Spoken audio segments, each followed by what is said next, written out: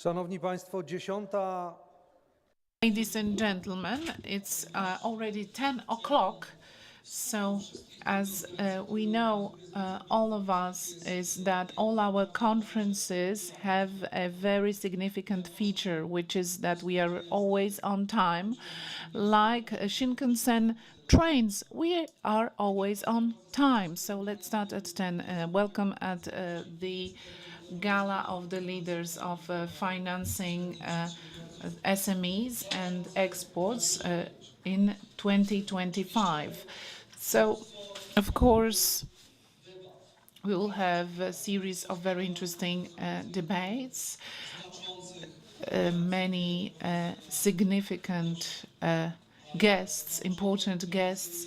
But for the beginning, as usually, I would like to start by mentioning our partners, our friends, without whom it wouldn't be possible to organize such a meeting. The strategic honorary patron is the Ministry of Development and Technology, Ministry of Finance, the European Commission, the Ombudsman of SMEs, the Chancellery of the Prime Minister for the Cooperation of Ukraine. The general partner is PKO BP. Public partners, strategic partner is BGK, the ENG SA, a technological partner, other partners, Fundacja Polska Bezgotówkowa, Santander Bank Polska, KRS and Bank Ochrony Środowiska, and the Agency of the Industry, the Development of Industry, PFR, and all the others that are now being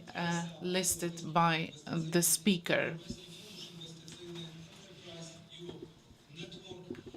Patroni I partnerzy branży.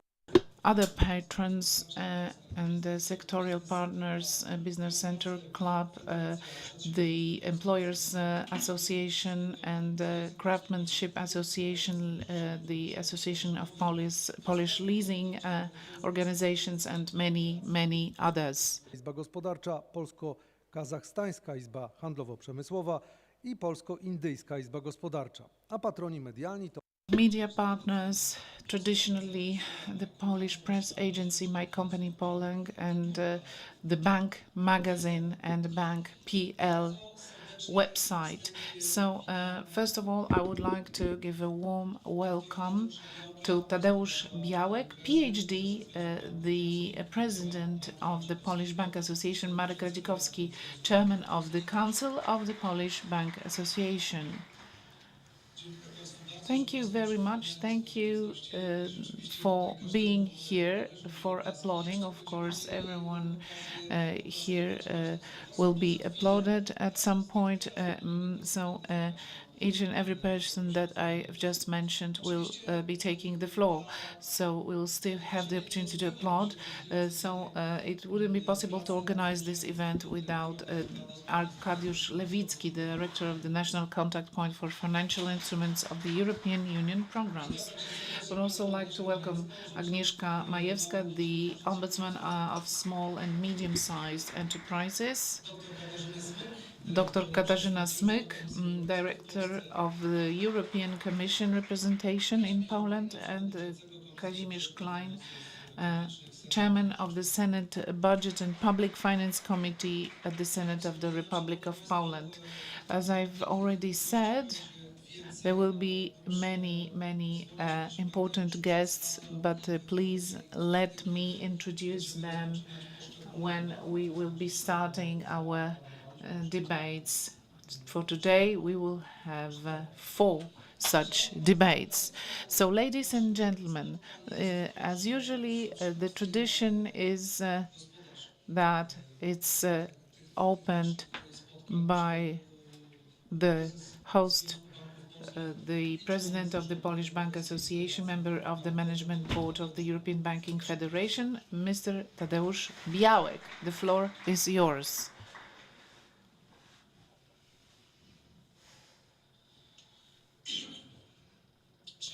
Ladies and gentlemen, dear representatives of national European financial business world representatives, academia representatives, and media representatives. I have the honor and pleasure to welcome you at the European Forum of Financing SMEs in 2025. And the main subject is financing the competitiveness and international expansion of Polish small business.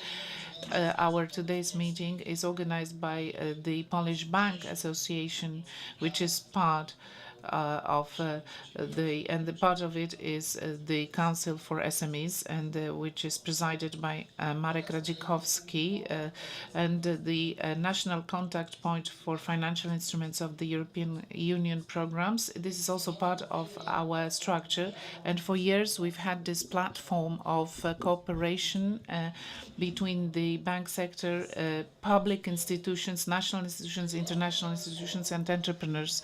Our today's meeting is our main partner here, a strategic partner is honorary partner is the European Commission, the Ministry of Development, the Ministry of Finance, the Ombudsman of the SMEs, and the Commission for Cooperation. The forum is taking place in a very specific time, both from the international and national economic perspective. All the disturbances regarding our economies have had a great impact on international trade. It's hard in this unpredictable environment to find a place for your institutions, and it's even harder for SMEs to find their place in this system. So the forum is taking place when we are witnessing very important deregulatory decisions and simplifications announced by the European Commission, and the reconstruction of rebuilding of our trade capacity within the EU. We have this Draghi report at EU level, and frankly speaking, there was this reaction to what the American administration did. So this made us think about new strategies aiming at improving the competitiveness of startups and enterprises in Europe. There is this pact for clean industry, Rearm Europe, for example, or omnibuses and corrections of already existing programs such as InvestDue or such regulations as ESG. So we've also planned to give a specific role to banks. That's why we have among us representatives of the European Commission and financial institutions. Everything will depend on the effective application of those programs. The availability of commercial and public programs that will mitigate the risks, which will be a real collateral. This will have an impact on Polish SMEs and their competitiveness and their competitive edge on European and global markets. What we need is this constructive cooperation between governments and the bank sector with the use of the bank potential. As we said, the banks are the main provider of external capital. 87% of external financing comes in Poland from the bank sector. SMEs, micro enterprises in Poland, as you know exactly, but please let me remind you the statistics. More than account to up to 99% of companies which generate 50% of GDP. Their capacity to develop, to finance expert, so their capacity to have access to financing have a direct impact on our economy. I would like to stress firmly that against any false information that is stated in the press and by some politicians, banks will keep financing entrepreneurs. They will keep financing micro and SMEs. This is the basic activity, is to give loans from deposits. The basic activity financed by the banks, and that will be finance, which is investment and exports. This is what will be financed. As of the end of March, the credit portfolio was at the level of 324 billion Polish zlotys. Micro companies accounted up to 50 billion Polish zlotys, and the leasing was also taken into account from other sources, such as factoring, for example, from bank groups. Gave an additional 100 billion Polish zlotys. So in the recent years, we've seen a dynamic growth when it comes to exports, and it concerns also the smallest companies. This is data according to the Polish Statistical Office. In 2024, the trade was at the level of 1.5 billion Polish zloty. In 2024, exports accounted to about 60% of Polish GDP and exceeded the value of 390 billion euros, and this gave Poland the 32nd place in the international ranking. The agri-food industry accounts to up to 50% of exports. Poland is the 9th exporter in the world as regards agricultural products, and what had an impact on that is the Polish cooperative banking sector. And, for example, SMEs have had a great impact, and this also concerns family companies. And here, in this context, financial institutions and banks will continue playing a crucial role, allowing for those companies to develop in a stable manner.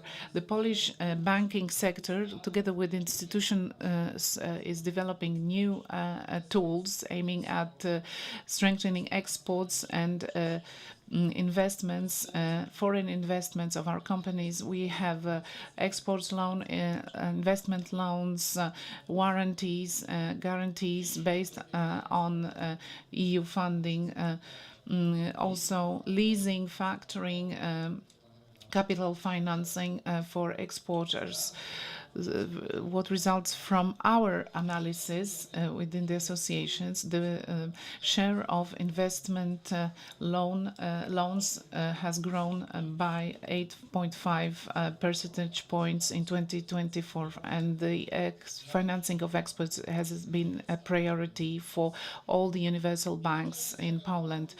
At the same time, the banking sector has been cooperating with the public sector. I will continue stressing it in order to just to support small exporters. The smallest companies, in fact, they have a series of barriers such as exchange rate risks and limited access to information. In this context, all the support plays a role. Information campaigns, KUKE, BGK, PFR, and Loan Information Office, all the information programs play a crucial role. The EIB and all the European banks play a great role. There's a lot to be done here, because what results from the analysis is that the majority of Polish enterprises still cannot use mitigation risk instruments. What resulted from KUKE analysis is that more than 70% of SMEs in Poland have not been using this kind of risk mitigation tools. So there are some barriers, obstacles. We have this low level of investment. So the level of investments and the investment rate is one of the lowest in the EU. We are almost the last ones. So the level is now 16.9 for 2024, whereas the EU average is 21.2%. So this low propensity to invest has an internal and external dimension. The investment rate of Polish entrepreneurs compared to GDP has achieved in Q1 its historical lowest result, 5.61%. We haven't had such a bad result when it comes to investments in the last years. About 35% of analyzed entrepreneurs are not now interested in any kind of investment. Especially, they are not interested in research and development. So we are in a very bad situation when compared to other European countries. The investment structure in our economy has also been a problem. A relative low share of investment in the private sector as compared to the public sector. And here the relation is totally different in other European countries. The barriers generated by the state, this is also a huge problem when it comes to investment. Unfortunately, it's generated by the state, not by the market. And one of the most common barriers indicated by entrepreneurs in our analysis, it's not the loan, the cost. This is 5th or 6th place, ranked as 6th, given as a reason in this survey. But it's the quality of regulation, the stability, and the unpredictability of tax law and some unpredictable administrative decisions. Those are the main causes. So we are glad that there is this regulatory work done also by the Ministry of Development and Technology. We have among us Mr. Mariusz Filipek. We've been working with him. And there is also this initiative which is called Sprawdzamy. We check, and we are, as an association, a leader in this initiative. So this is an important project. So ladies and gentlemen, within those 2 days, we will concentrate on the most important aspects when it comes to supporting Polish entrepreneurs in the national and the international dimension. For those 2 days, we will become a platform of discussions about supporting competitiveness and exports. So I wish you inspirational debates, new ideas, and I'm really glad that the ZBP has become for another time platform, a discussion platform for crucial aspects regarding Polish economy. First of all, I would like to thank the Ministry of Development and Technology and general partners PKO, BP, and BJK Bank. So thank you very much, and wish you a fruitful debate.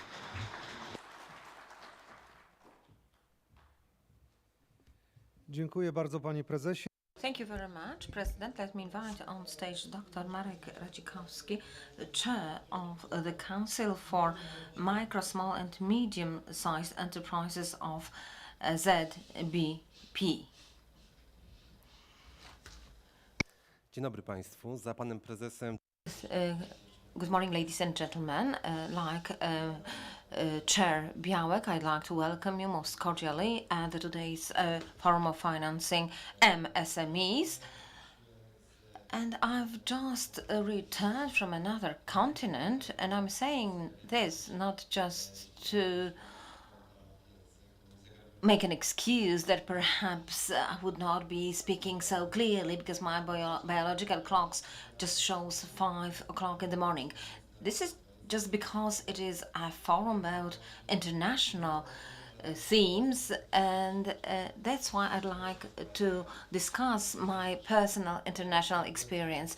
The country I visited was Argentina, and someone may ask me what is the connection between Argentina. But there's a professor in Poland, when we ask him if he read a book, but he usually answered, why should I read a book when I can write it? And I really followed his suit. And when I was still a student, I was very much interested in crises, especially the biggest crisis in the world, that is Argentinian crisis. And I managed to write about it a book for those interested in it. I'd like to say that it's really hard to buy it now, but as my students say, it is generally available because it's scanned and you can download it from the internet. So now in Argentina, I had an honor to give lectures, an honor, because these lectures were about Poland, about the success of Polish economic reforms, about the success of the reforms of the financial system, including the banking system. You know what I saw in the eyes of students and professors in Argentina? That was admiration. I was hoping that, they also showed admiration for me because I was doing my best, but that was mostly admiration for Poland, for our country. But you know what was in my eyes and voice? That was pride. I was proud of Poland, of our country, that is.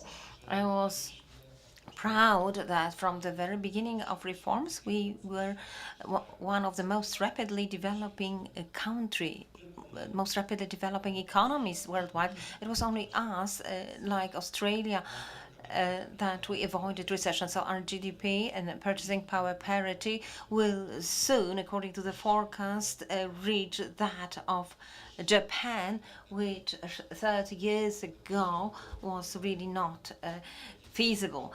And then there was the first election that was held, and it was said that it could be like that, but it was ridiculed. But very soon we would become one of the biggest economies in the world. We will become the 20th economy worldwide, and Prime Minister was talking about it yesterday. So students asked me many questions in Argentina. The most important one was, how come that you have been so successful?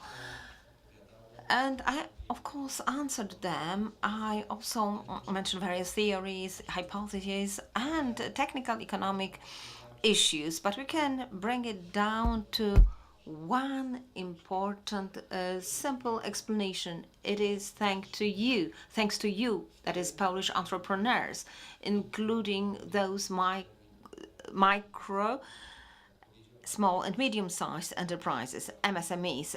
And as President Białek said, you are an important part of all enterprises in Poland. You generate half of GDP. And you may also add that you are very flexible to market conditions and changes. And we know that the reality is changing now rapidly. And it is really important to respond quickly to what's going on in our environment. But as an economist, I also know very well that the sort of entrepreneurial spark that started to become a flame and led to a situation that micro enterprises started to multiply. It wouldn't be like that if it had not been for the good environment,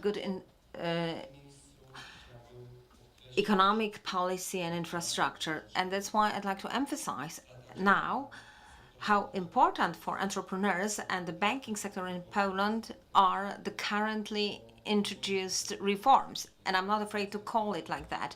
This is the continuation of very important, crucial reforms. I mean here deregulation. And now I'd like to thank, therefore, the Polish government and the representatives of the government, Madam Minister, Mr. Senator, for really carrying out these ambitious reforms. It's hard to believe, but Argentina used to be one of the richest countries in the world. It's really hard to believe that. It was one of the 7th richest countries in the world, but resulting from wrong institutions and wrong economic policies, it really started going into the economic crisis, and that's why it later on became the country of the third world. And it really does show that economic success is not given forever, and it's easy to lose the place in the ranking that you have, even if the place is one of the best ones. And I'd like the meeting to be good place for the discussion about the fact that it should not happen to Poland ever. And we should also make Poland's economy such a place which would be the best, the most competitive place in the European Union, or preferably in the whole of Europe. If an investor, for example, thinks where to invest in Europe, then Poland would be the first choice for him, a kind of green island for that purpose. And I'd like this to be the message of today's meeting, and so that we could say that success of our reforms is continued, and Poland would be the country where SMEs would develop and build prosperity for all Poles. Thank you so much.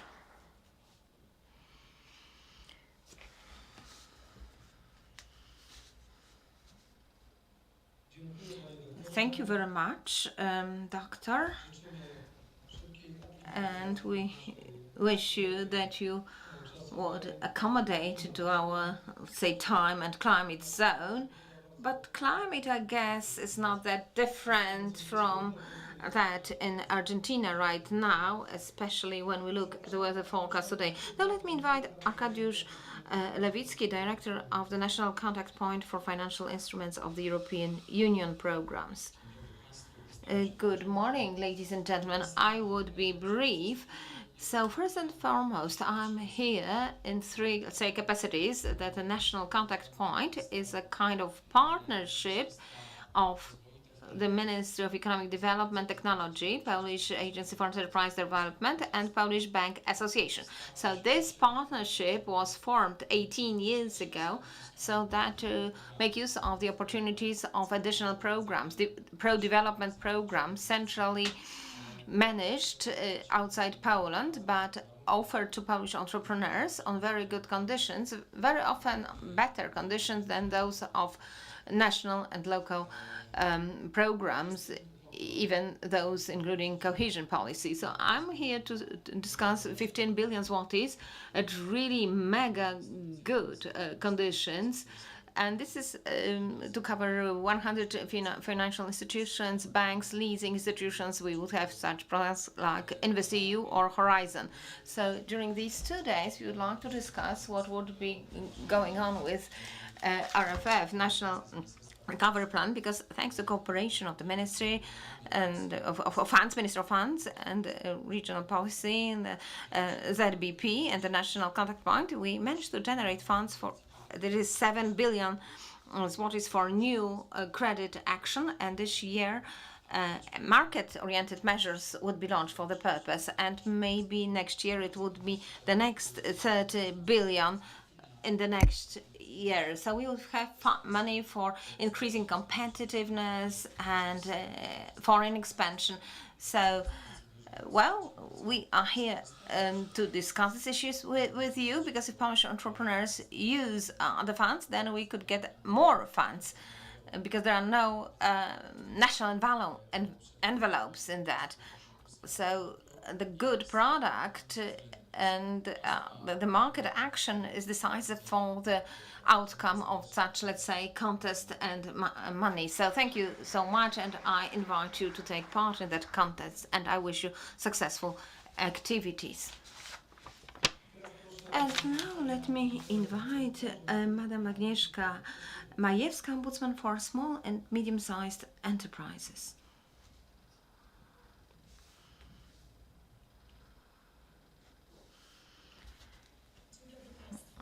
Good morning, ladies and gentlemen, distinguished President, ladies and gentlemen. The Forum for Financing MSMEs is a forum to get together representatives of financial institutions, entrepreneurs, and a common dialogue on how to ensure Polish entrepreneurs bigger access to financing nationally and internationally, and how to effectively support their internationalization and competitiveness is in the interest of Polish economy. As the ombudsman for SMEs, I'm sure that the sector I represent is the heart of Poland's economy, and this power is not in the scale, but flexibility, innovation, and local roots. Now we are facing new challenges every day, more often than in the past. The global geopolitical situation is becoming volatile, given higher costs of economic activities of businesses. Entrepreneurs need support more than ever. That's why it's important to have effective system for financing the Polish sector of SMEs and public institutions support for its expansion. We need more access to financial instruments and dialogue for new forms of securing risk. It's not an art to plan the product. It's to reach the entrepreneurs from Pinczów, Wąbrzeźno, or Jasło.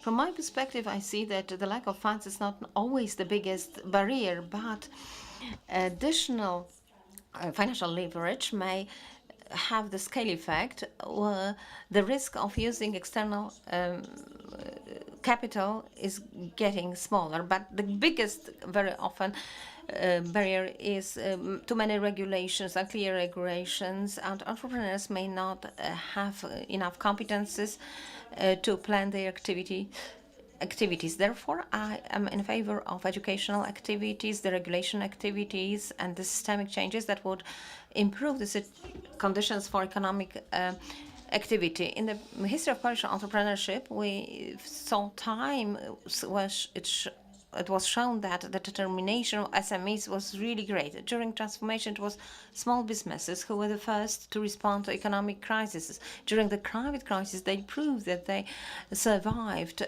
and they were able to adapt quickly. Now we may give them conditions on international markets, because the future of Polish economy depends not only on resilience internally, but also on activity externally.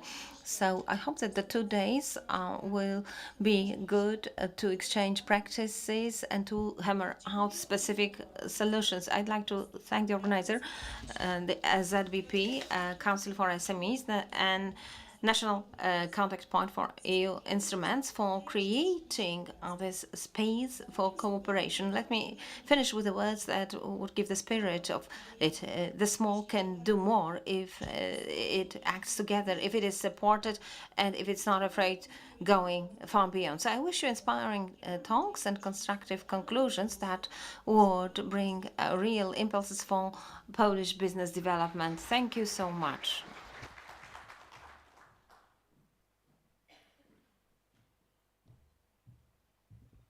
Dziękuję. Thank you very much, Madam Ombudsman. Let me invite Director of European Commission Representation in Poland, Dr. Katarzyna Smyk.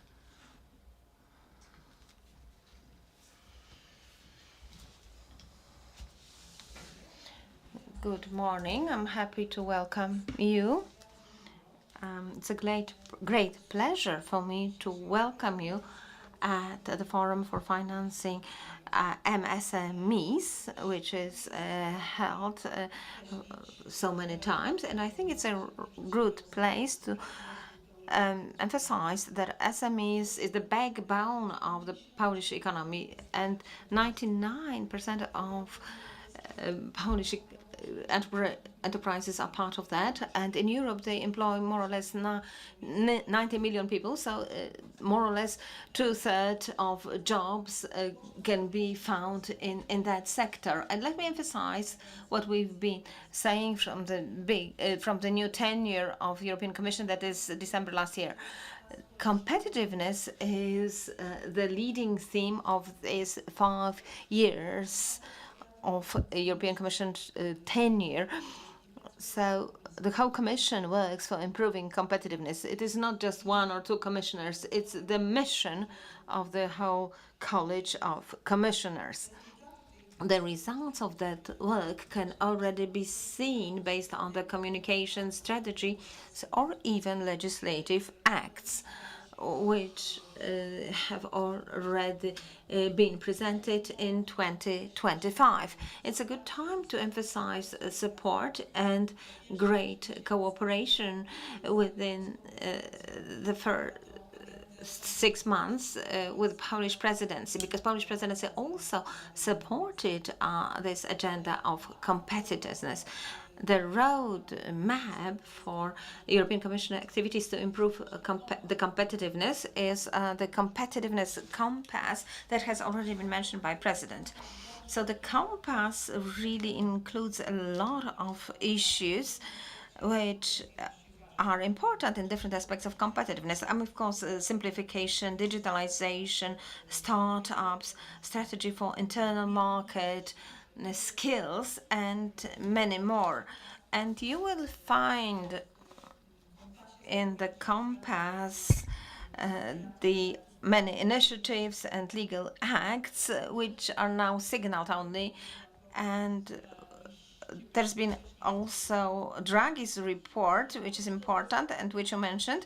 The report was ordered by the Commission in order to have a good diagnosis of the state of the European economy and to formulate recommendations. And it's our compass for the next 5 years. And as Mr. Draghi said, and also as you have said, that one of the biggest pains of entrepreneurs in Europe is over-regulation.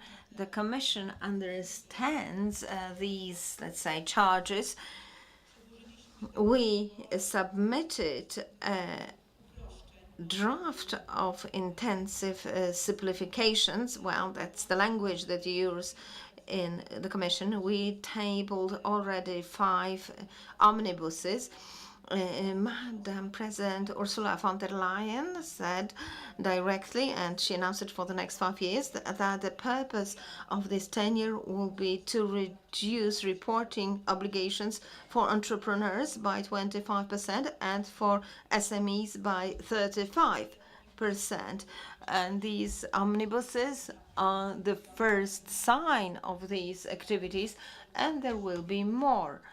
And we must also emphasize that the process is not easy, and that as regards these legal acts and regulations, they represented some values and objectives that we must abandon now. Maybe you've heard about the objection of many people as regards the withdrawal of director on environmental claims. So it shows how controversial the process might be.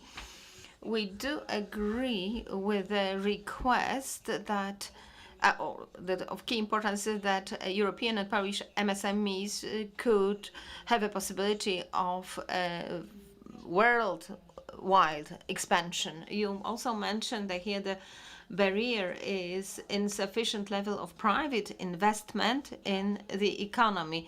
And here we are much different as compared to the US. At the beginning of 2025, the European Commission submitted the strategy of the Union for savings and investment. So we want European savings be invested in the European real economy, so that the startups, after reaching a certain ceiling, should not run away from Europe to the US, but they should stay here, be supported. And that is the objective of the Union for savings and investment, and also a strategy for scaling up startups, which the European Commission submitted in spring this year. Next week, the European Commission will submit a multi-annual financial framework for 2028-2034. There are high expectations of that budget. The European Commission says directly that status quo is not the option, so we will have to face the change.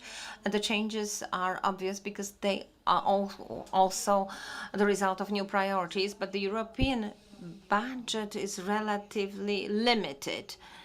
It is 1.2%, about 1% in fact, of GNI of Europe. And there is not really too much appetite in Europe among member states to increase contributions. We are very much looking for new independent sources of income to the budget, and I think it would be a very interesting dimension of this proposal that about which we will learn next week. So there will be many dilemmas related to the budget. Also, there's a question about the future of cohesion policy, which was so important for Poland from its accession to the EU, and it so greatly contributed to the development of entrepreneurship and success of Poland and Polish economy. But because the question is, to what extent is it possible to reconcile the race for competitiveness of the European Union at the global scale with equalizing development opportunities in all EU regions, which is the main objective. Anyhow, it seems that the new budget would refer to the elements trusted in recovery and resilience facilities. So that is the program for which we fund a national recovery plan.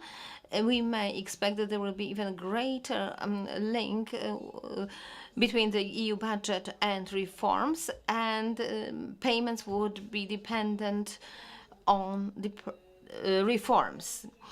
And we'll be also aiming at simplification. It seems that most of support in the new perspective would be implemented from financial instruments and not from traditional grants, as was the case in the past. And that's why it's of vital importance to discuss and think about synergies, to look for a common approach to finding between the cohesion policy and other instruments, including a possible continuation InvestEU and programs offered by the European Investment Bank. But before we move on to the next financing perspective, we are now fulfilling all the goals of the current perspective, both as regards the cohesion policy and the national recovery plan. We are now working on the next application. There will be now a new call of proposals, 2.7 billion Polish zlotys within the national recovery plan to support digital transformation. Other kinds of financing, such instruments that are also available within the InvestEU program. So here I would like to thank the national contact point for their cooperation with us. I would also like to thank the ZBP, which we've been working with regularly, and thank you for this effort. Thank you for this initiative. I wish you a fruitful debate.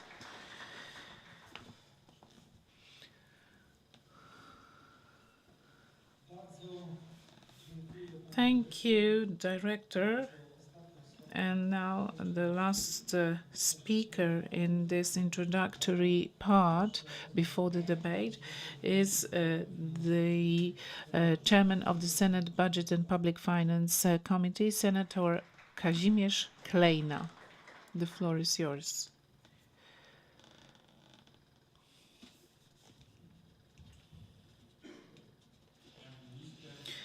Dear Minister, dear President, ladies and gentlemen, thank you for inviting me to this conference. It's a very important conference, and we couldn't wait for this conference really to happen because, as it was said, SMEs and micro enterprises, this is the basis of our economy and of our prosperity. I've been taking part in the public life from the beginning of the 90s, from the very beginning of all the changes till now, so I have a specific perspective, which is I could see how during those 35 years Poland could change, how our enterprises have changed, how our economic activity has changed. At the beginning of the 90s, the problems were as follows. You may not remember that because you were young. There was this collapse of old economy, which caused a huge unemployment. But this is also a very dynamic period where thousands of companies would be created at that time everywhere in Poland. So those companies, they have survived. Some of them have survived till today. They have become bigger, but unfortunately, some of them have not survived during those 35 years. So the problem of those small companies is the problem with successors. There are no people to take over those small companies. This is the major problem now, which is present not only in Poland, but also in other European countries. Young people prefer to work in institutions, in corporations, have stable working conditions, a 9-to-5 job, whereas individual entrepreneurship, micro enterprises, small enterprises, here you don't count much your time, how much you work all the time. So this is what it looks like now. I'm from the Pomeranian region, so I could see how those companies changed on our territory. I remember a company created by two very young people who would work in some small shipyard in Ustka. They would first start building small ships from composite materials, and now it's a big company hiring 1,200 people using modern technologies.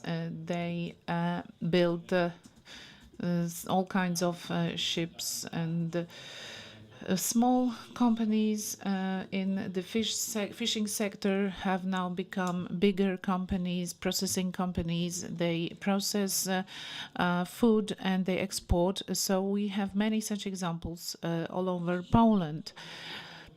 So what is important today, but this was also said by Donald Tusk, our Prime Minister, is that Polish companies should be part of big investment programs which are related to energy transition, for example, offshore farms and their construction. So unfortunately, this is done by big foreign companies with the participation of big Polish companies such as Orlen, PGE, and others.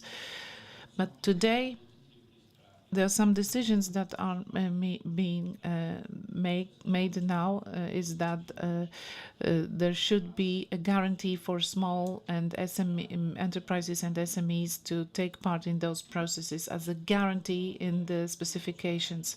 So it can be seen, for example, in the energy sector. There is a huge shift which is now taking place. We haven't seen this. It's unprecedented.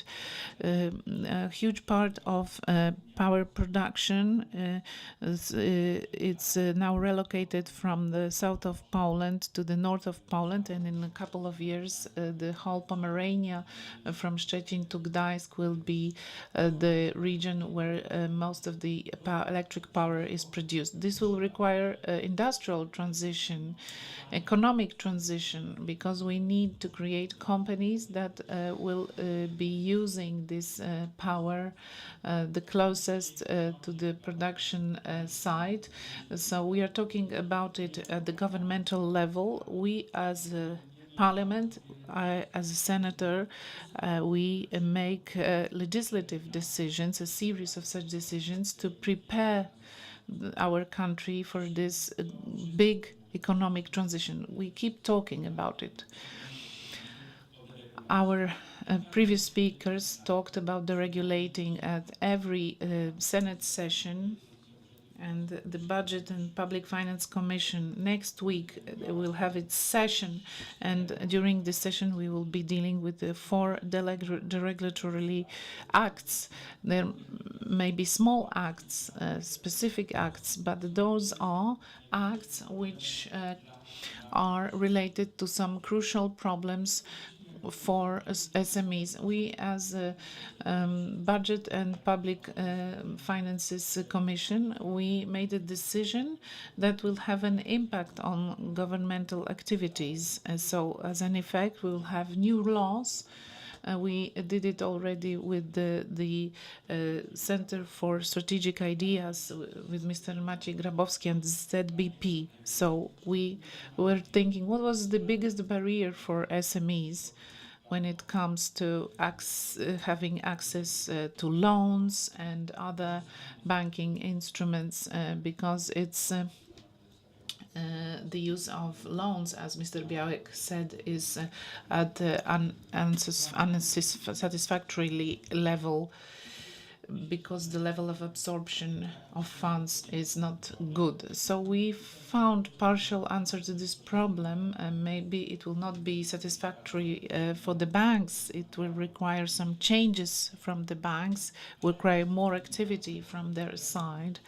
But the ZBP and its president said that regulatory changes need to unlock all the funding that is available in a very wise manner, so that there is no higher inflation. The example of Argentina was mentioned by Mr. Radzikowski. It used to be one of the richest countries from the 60s of the 19th century till mid of the 20th century. So it has shown how it's easy to destroy the economy because of some political errors, and now it's a third world country. So the president of BGK, Mrs. Postuła, she is the head of this bank, and she's done a great job related to giving access to financing to SMEs. It's a huge thing. There are new solutions, there's new funding that has been launched for those companies. So we will be talking about it at length. There are also many programs for small enterprises. The question is whether maybe there are still some obstacles when it comes to accessing those programs. There's a program of raising skills for people working in those companies, and for the first time the availability is really good. This is EU funding, and this is addressed both to workers, employees, and entrepreneurs. So raising skills program, it's really necessary. It's thanks to that those people can learn English, for example, or any other language that they may need in their professional contacts. So individually, they may decide what kind of training they would like to undergo. We know from the past that we've lost some funding and it was not well used. So we do hope that this initiative will make us use properly all the funding from our budget, from our taxes, and from the EU, that we will use it effectively so that our economy is prosperous and our country is prosperous and functions better. For as politicians, it's a challenge. When setting rules, we need to be responsible for public finances, for public expenditure. We need to control it. We cannot distribute money to everyone because it will not be well controlled. So I know from the past that it's a difficult thing and that the deficit is something which is a real threat. So I'm glad that I have been invited here. I am glad that we have a meeting, and I wish you that we have good effects of our reflections, and I do hope that it will be reflected by a good functioning of our public administration. Thank you.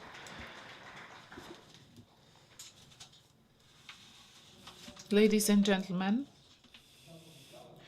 I announced that it would be the last speaker in this part, but I got a sign that we have among us Michał Baranowski, the Secretary of State in the Ministry of Development and Technology. As the Ministry is the honorary patron of our today's meeting, well, as I said, I'm really happy to invite the Minister on stage. The floor is yours.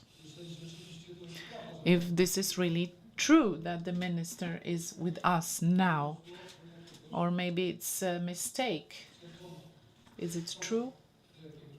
Okay, it's not true, unfortunately. Okay, this kind of things happen, and maybe the minister is over there in the corridor, but anyway, you will have the opportunity to listen to the minister in a debate, in this debate that will follow.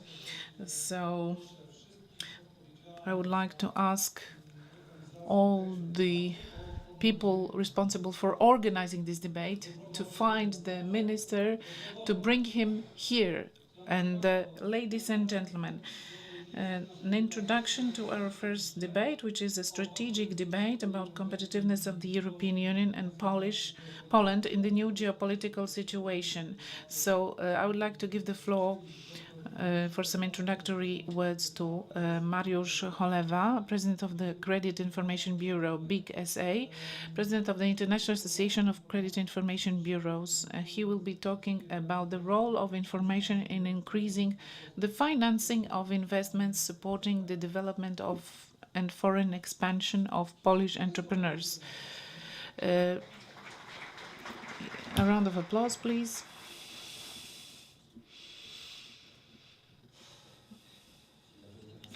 Good afternoon, ladies and gentlemen. I'm really happy to introduce the strategic debate. I will be talking a bit about the market, and also about some personal experience.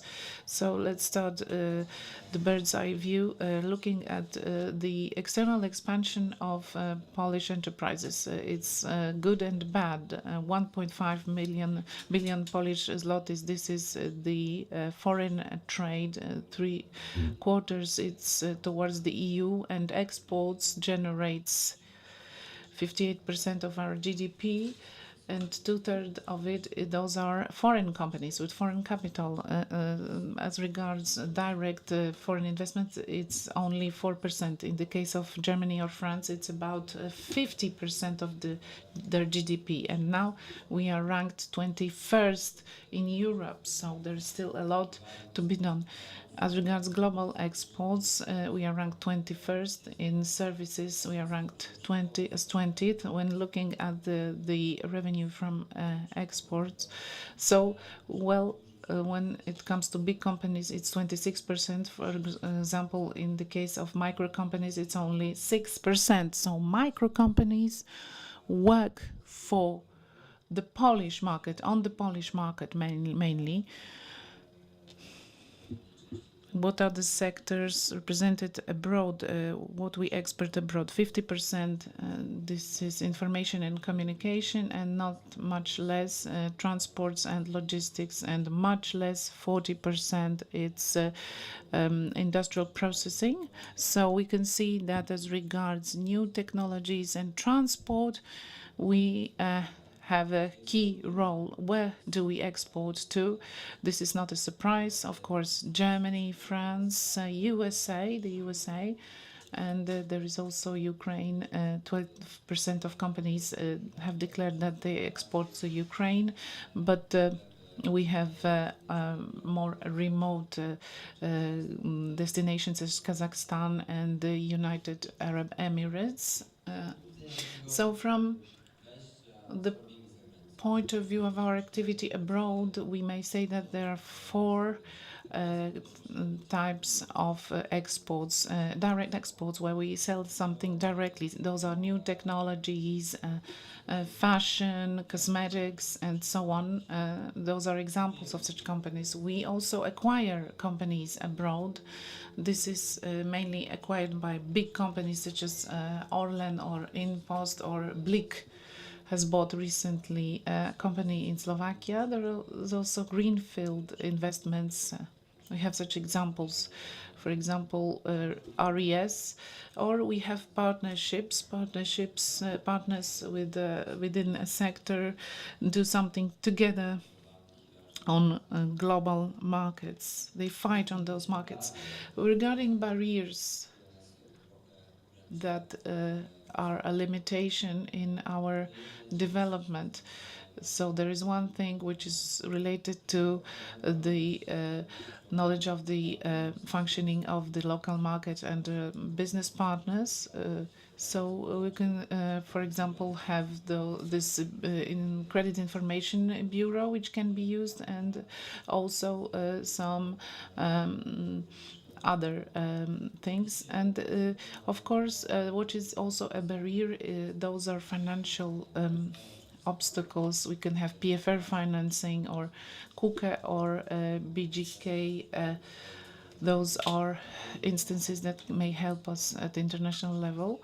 But what is also a barrier is regulatory and cultural aspects. If there's a merger of two companies in a country, cultural plays a great role, because moving from one country to another is a different thing, and also managing human resources, it's a huge challenge. Moving on to our credit bureaus. So I have the opportunity to be the head of an association which is based in Brussels, but we are the biggest such association in the world, and we've been working at global level with the biggest players. So every 3 years there is a survey about our bureaus, what they offer, what kind of services they offer, and what is the situation of Poland as compared to other countries. We are ranked within the top 3 countries in almost every category. So credit bureaus collect information about individual clients, which is obvious, but the majority of us collect also information about entrepreneurs. So 91%, so those are big companies, SMEs, 80%. So we have information about credit activity. No i to aż się prosi w momencie, kiedy chcemy z kimś zawrzeć jakiś So it shows that we may sign a contract with some company to verify entrepreneur in another country.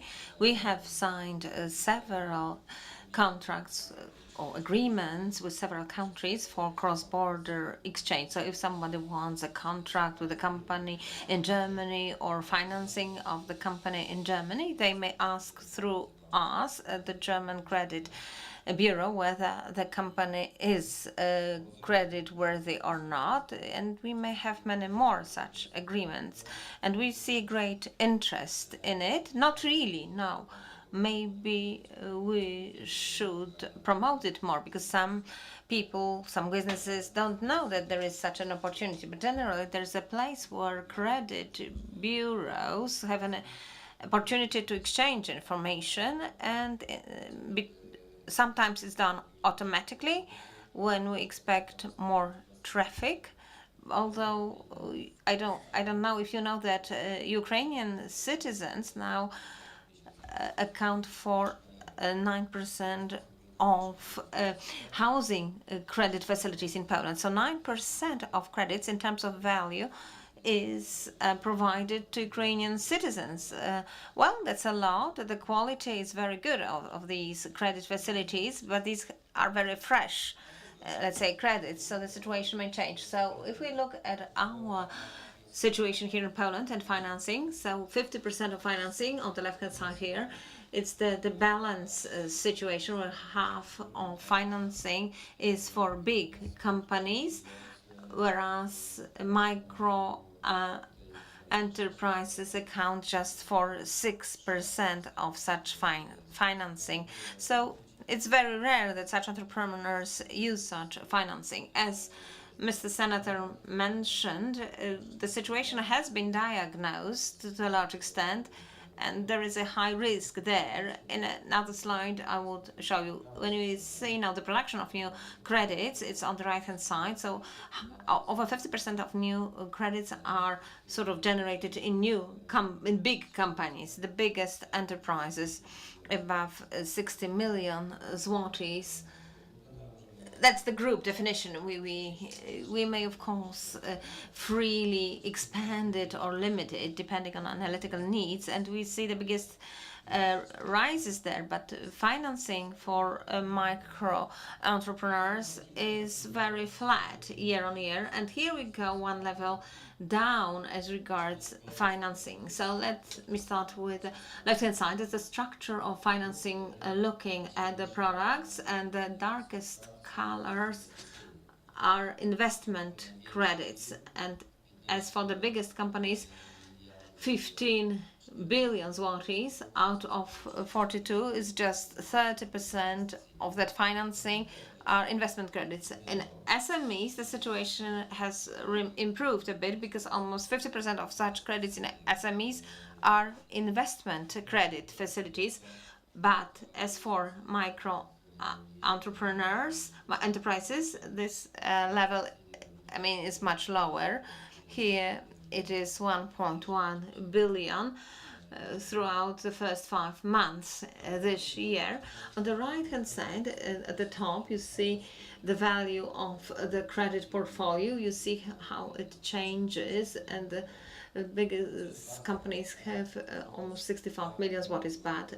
What is important is the risk chart down, so that the quality of repayment or repayment of credits, depending on whether it's micro enterprise, large company, or medium-sized companies. And this lightest curve shows the share of enterprises of credits outstanding for more than 90 days.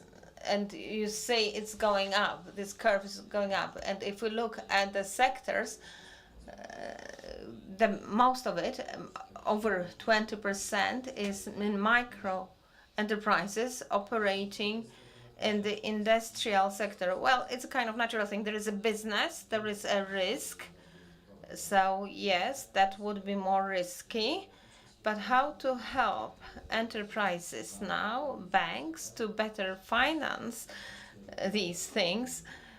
Well, regulator has a great deal to do about it. So, for example, cooperation and exchange of data between the banking sector and the leasing sector, but there are some regulatory barriers here.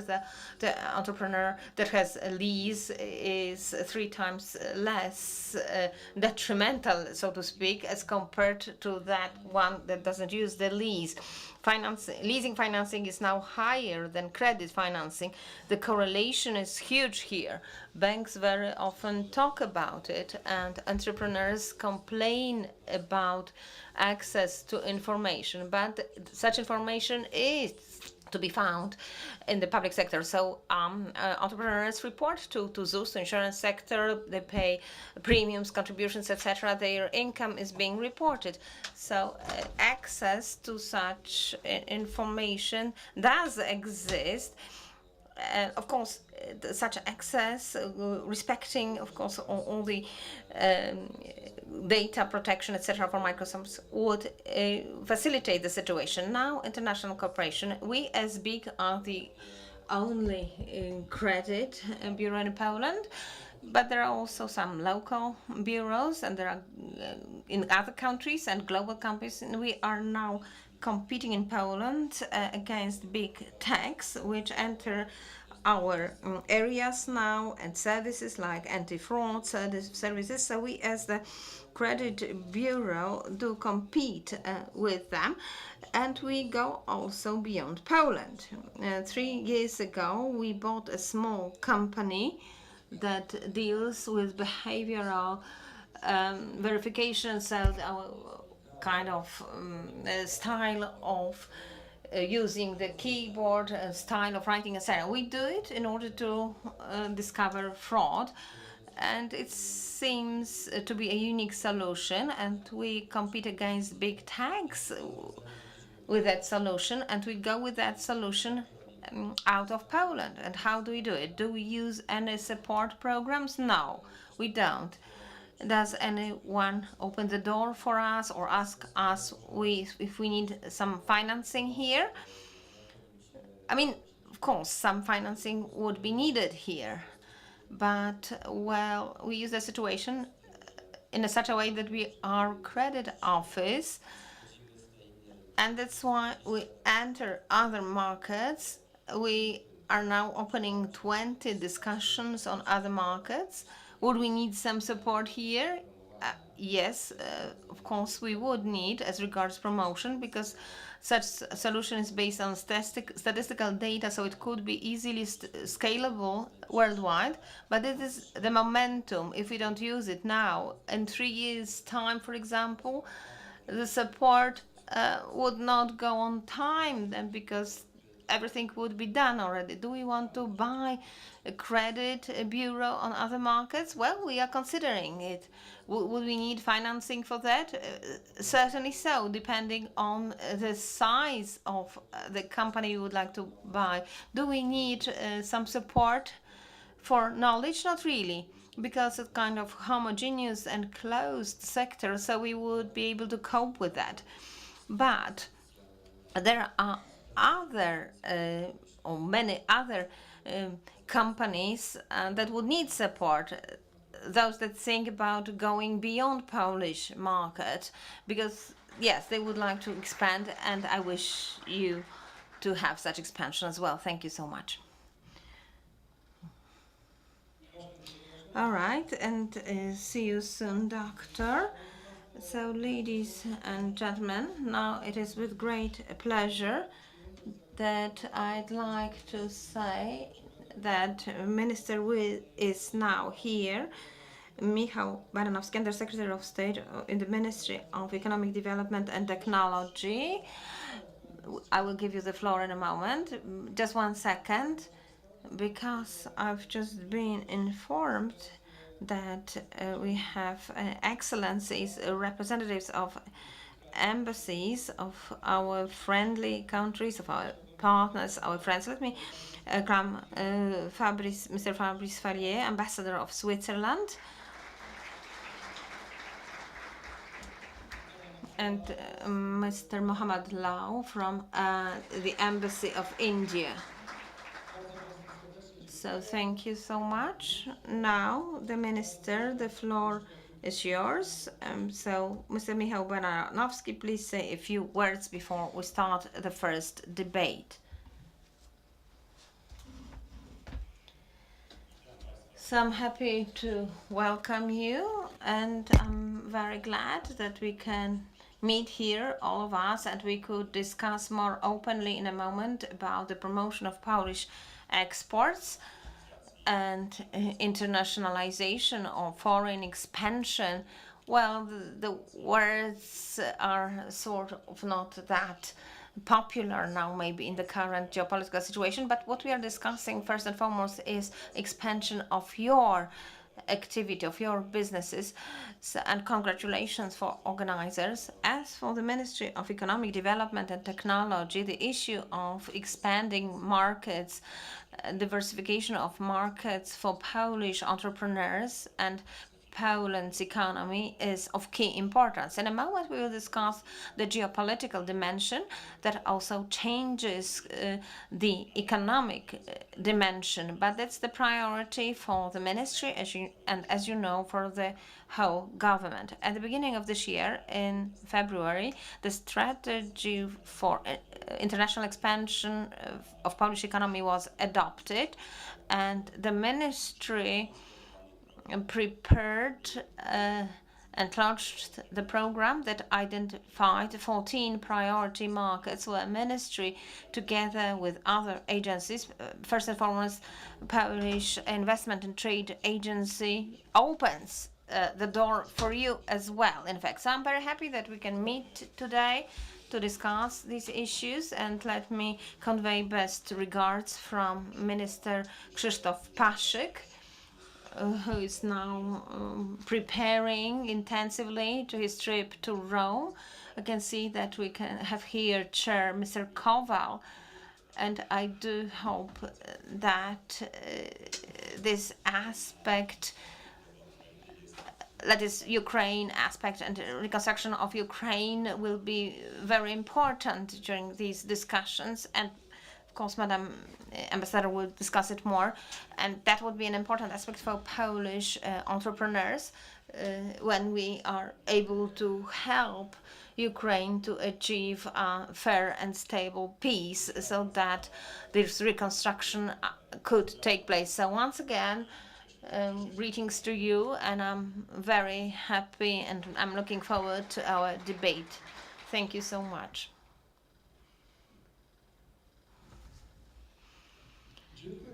Thank you very much, Mr. Minister. Well, you could have stayed on stage because in a moment we will start the debate. But I have a question to journalist Mr. Błażej Kwaśniewski, head of section of the journalism and news of Jedynka Radio editorial office. So, do you want to present guests, or shall I do it? All right, organizers, now please arrange the stage for the debate, and I will now invite the journalist Błażej Kwaśniewski, who will be the moderator. Please enter the stage. Please applaud. That would encourage him a bit.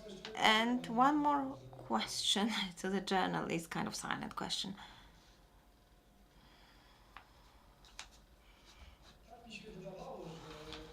Well, it seemed to me, and it has been confirmed, we would be sitting here on stage because the debate will take more or less 60 minutes or so. Once again, I'd like to ask organizers to arrange the stage, to bring chairs. And now let me invite Professor Paweł Kowal, chairman of the Foreign Affairs Committee of the Sejm of the Republic of Poland. Again, Michał Baranowski, Deputy Minister of Economic Development and Technology. Professor Marta Postuła, First Vice President of the Bank Gospodarstwa Krajowego, BGK. Mr. Mariusz Jaszczyk, Vice President of the Management of the Polish Development Fund SA. Dr. Marek Radzikowski, Vice President of the Management Board, PKO Bank Polski SA. Mr. Piotr Kamiński, Vice President of the Board of RP Employers Organization, and Madam Beata Janczewska, Director of the Department of International Economic Cooperation, Ministry of Foreign Affairs. So now the moderator, the floor is yours.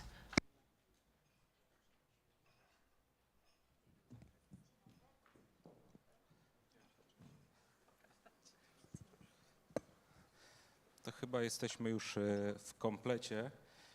I think all panelists are now on stage. Good morning, ladies and gentlemen. Officially, let me invite you to the strategic debate that would be devoted to geopolitical issues and how they impact competitiveness. Mr. Minister, several minutes ago, mentioned Professor Kowal in the context of Ukraine. That's why I'd like to start with Professor Kowal. I've been thinking, to what extent the things that are happening in Ukraine, I mean here Russia's attack and the consequences of the move, such as energy crisis, To what extent has it changed the geopolitical issues, and how has it impacted on Poland's and Europeans' economies' competitiveness? Can we say that this factor significantly changes the condition or the prospects of our economy?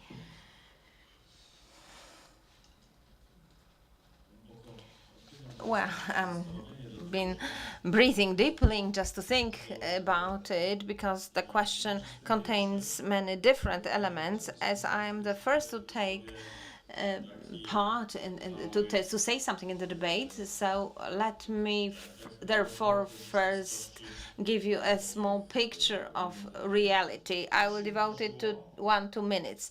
Well, what happened? It's good to start something with an anecdote. So I'm meeting one of my mentors, Jerzy Koźmiński, former ambassador in the US, Polish ambassador to the US. And he says to me, he's discussing the last book by Zbigniew Brzeziński. I ordered the book. I'm not looking for it on the shelves. And I pay 50 zlotys for it. The book is sent to me. I open it, and the chapter is the first one, year 2025.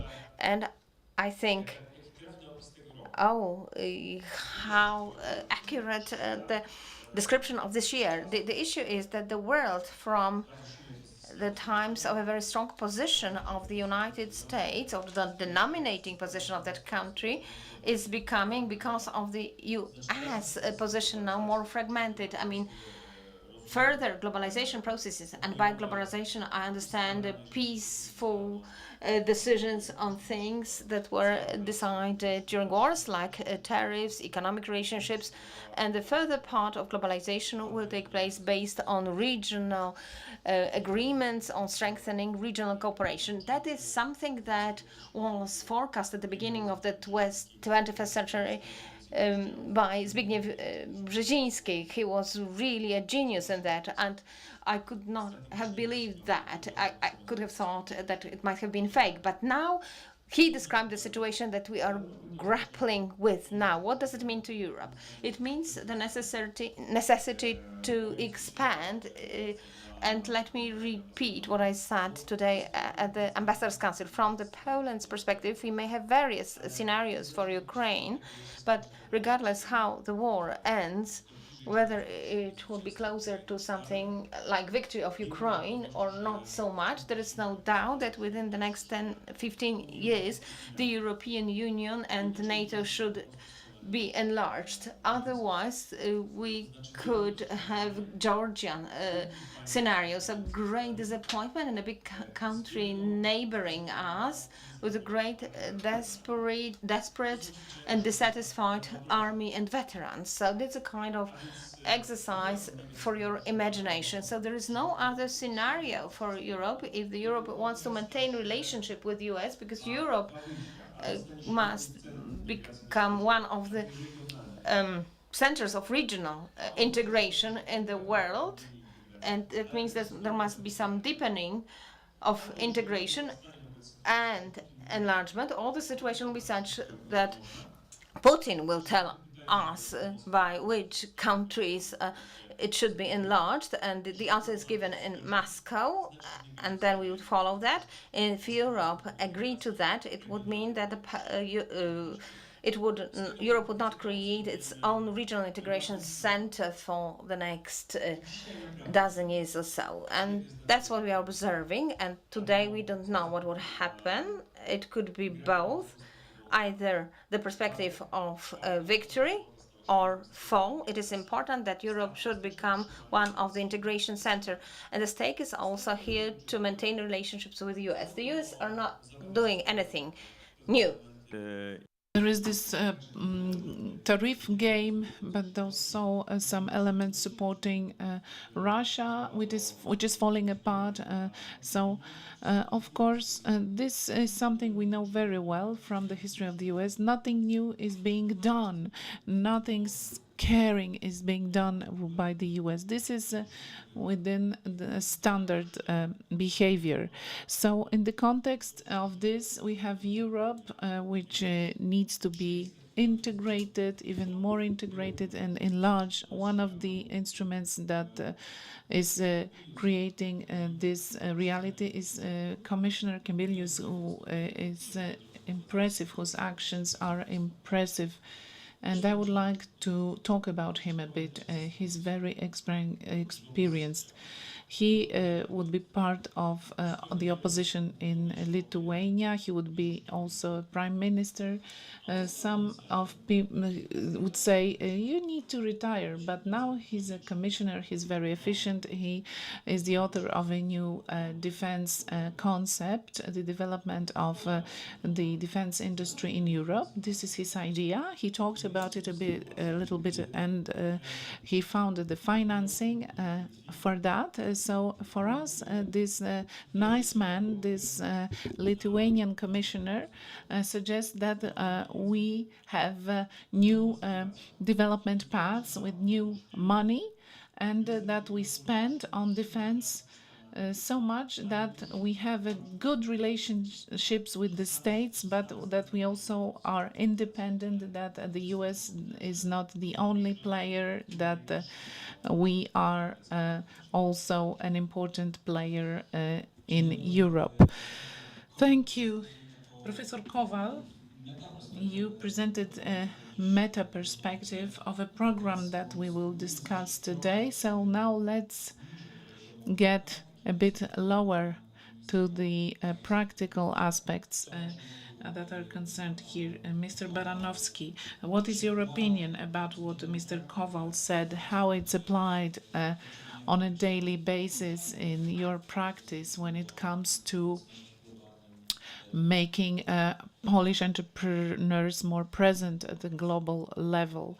So welcome again, and I'm really happy that Mr. Kowal talked about this big picture, big political picture, because what we are doing here, what you all do here, is part of all that when it comes to threats and opportunities.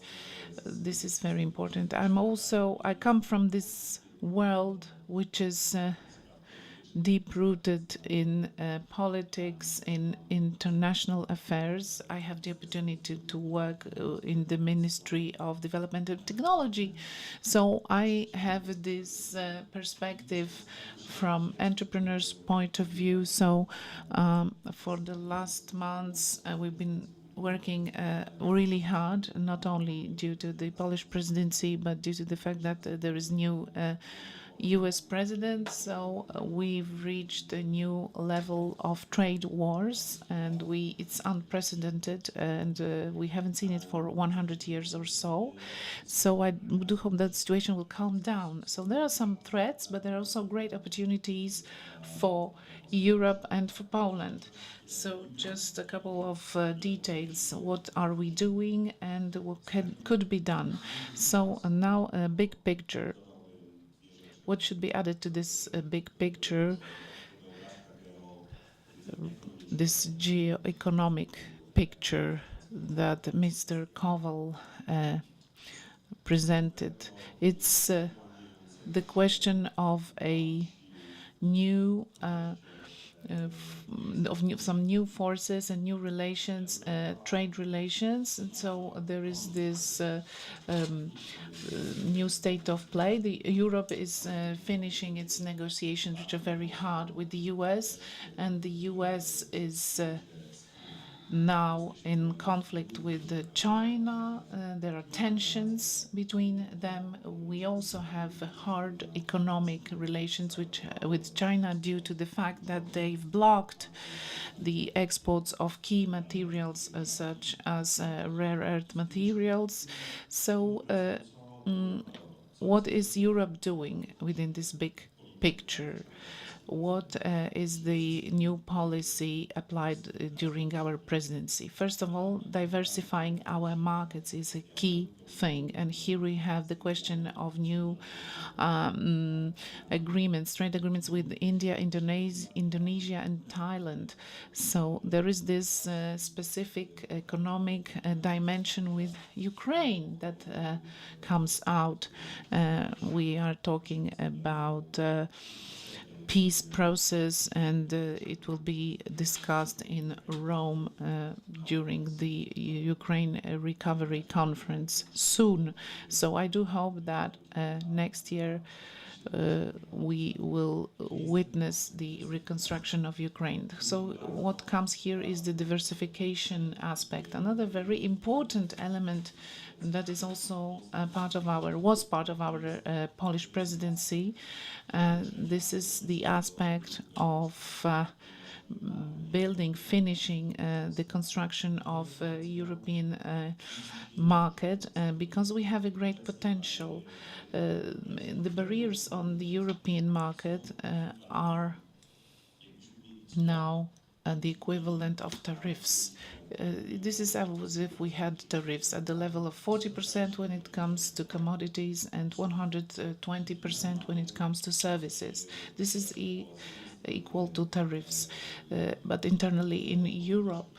So what happened geopolitically in the context of wars in Ukraine and in the Middle East? But there is also a new conflict in Asia and Pacific. So how this dimension of wars and the trade wars, tariff wars between China and the US forces us to rebuild our EU internal market. So here is a huge opportunity for Poland, who is the fastest developing, growing economy in Europe, 3.2% of growth within the EU. But we should also go beyond our comfort zone, beyond the EU, towards other market within this diversification campaign. And this is also part of the promotion campaign, the economic diplomacy campaign. The Ministry of Technology has identified 14 markets within this project. So this is just one thing that I wanted to add to what was said by Paweł Kowal. This is this economic part that I wanted to add to this picture, because there's been huge changes there, and the new order is coming. So we, as a dynamic economy, an economy with huge human potential, on the one hand, we are in very difficult location, but on the other hand, we have huge opportunities. So there is a lot to be done. We will be doing a lot in the next months when the trade wars will calm down. I do hope they will be different. So that would be all. We mentioned economic diplomacy, so let me give the floor to Mrs. Jaczewska. What's the point of view of the Ministry of Foreign Affairs? How do you see the role of economic diplomacy in the context of improving competitiveness of Polish companies? Have you seen significant changes over the last years? Well, thank you for this question. Good morning, ladies and gentlemen. This is a very interesting question. I want to ask it on Thursday at the Ambassadors' Council with the Minister Baranowski. I wanted to know how we can improve services for our entrepreneurs abroad. So we are all here dealing with trade cooperation on third markets. And this is good because our ministry, the Ministry of Foreign Affairs, is a coordinating body. But we are not the only coordinating body here. So the success on a foreign market depends on a series of factors, and all our panelists may play a role together with the ministry to improve this process. From my point of view, if I may, I would like to complete what was said by the professor and the minister. From our point of view, the ministry's point of view, the most important thing from the competitiveness point of view is the resilience of Polish economy due to all the geopolitical things that are happening, and due to the war that is in Ukraine. This has had a great impact on our activity, on what was going on globally. So we may say that globalization is over now. You could see it, you could feel it on a daily basis, because globalization has changed a lot, has a new meaning. So we, as a ministry, we need to redirect our work. So economic diplomacy is now dealing with the economic security. This is our main task. The task of our ministry. We have to see where the raw materials should be taken from, because the majority of rare earth minerals are being controlled by the Chinese. So it's they regulate it, they limit the access to raw materials that are necessary for the development of developed countries, because they need to develop their technologies. So raw materials, technology, and here we have the US.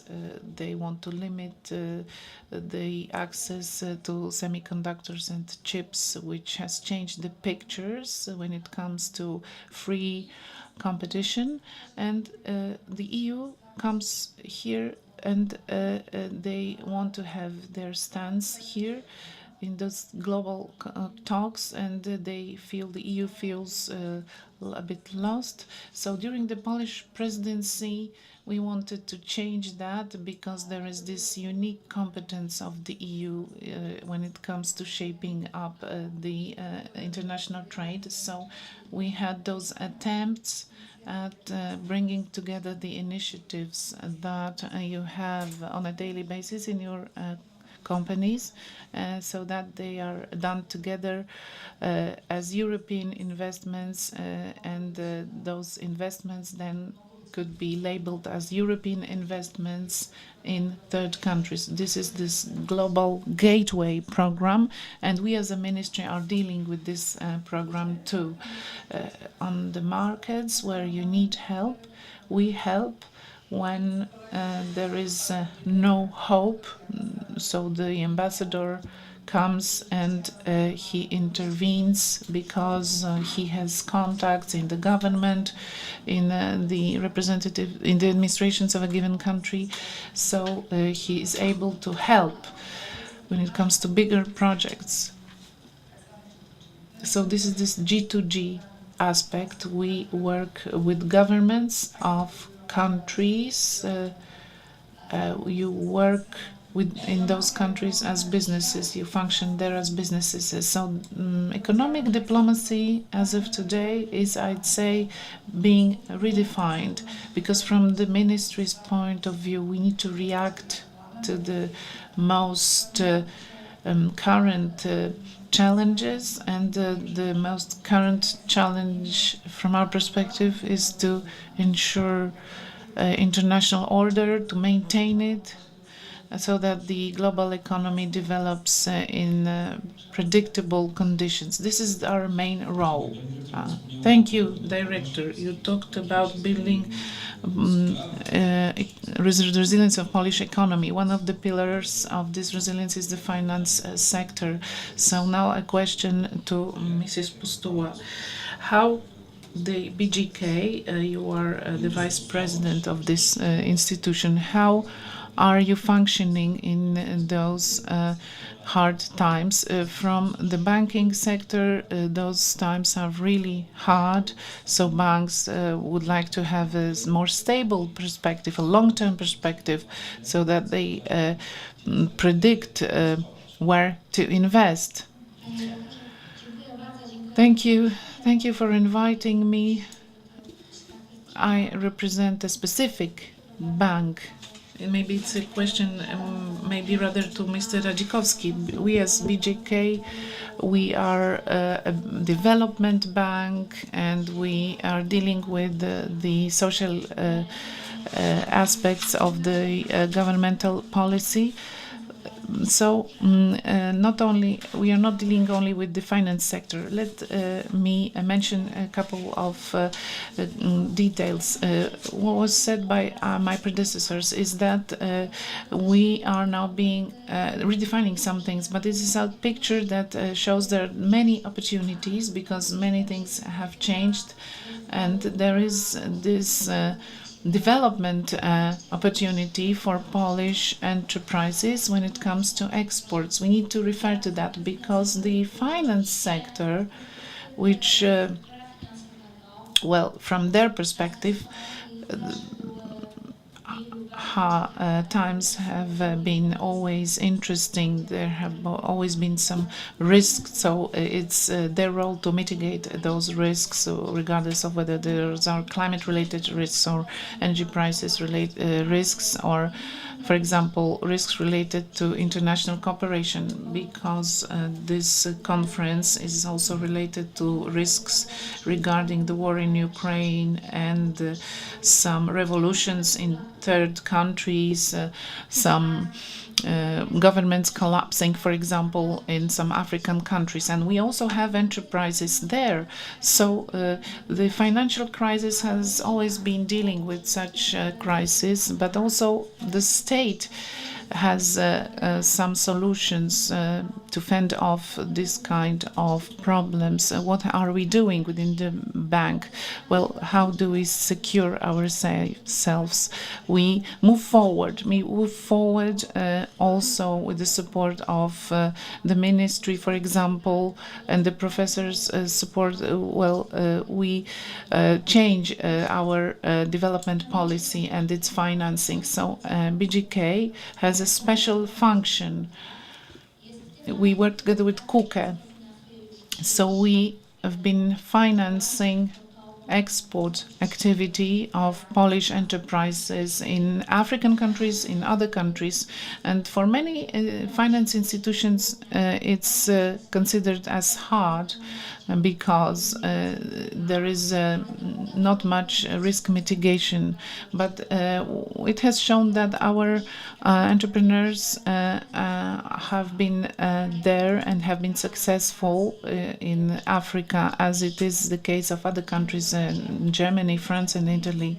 There is this cooperation between financing institutions and the government in the context of the implementation of those activities. Those are exports activities, but also activities which are now related to the development of those countries and helping their development. So for many years, we haven't been changing this law, but now we created a specific instrument that will help through giving solutions and public funding, and there will be also EU funding available for the implementation of measures in Ukraine. This is the first element. And other third countries by combining an element of subsidies and financial instruments which would help Polish entrepreneurs enter these markets. So from that perspective, we think that all these geopolitical changes, as Minister mentioned, well, they are more or less over. I think but the Polish entrepreneurs are not waiting for that, because at the moment new consortia are being set up, a new sort of power struggle is now taking place.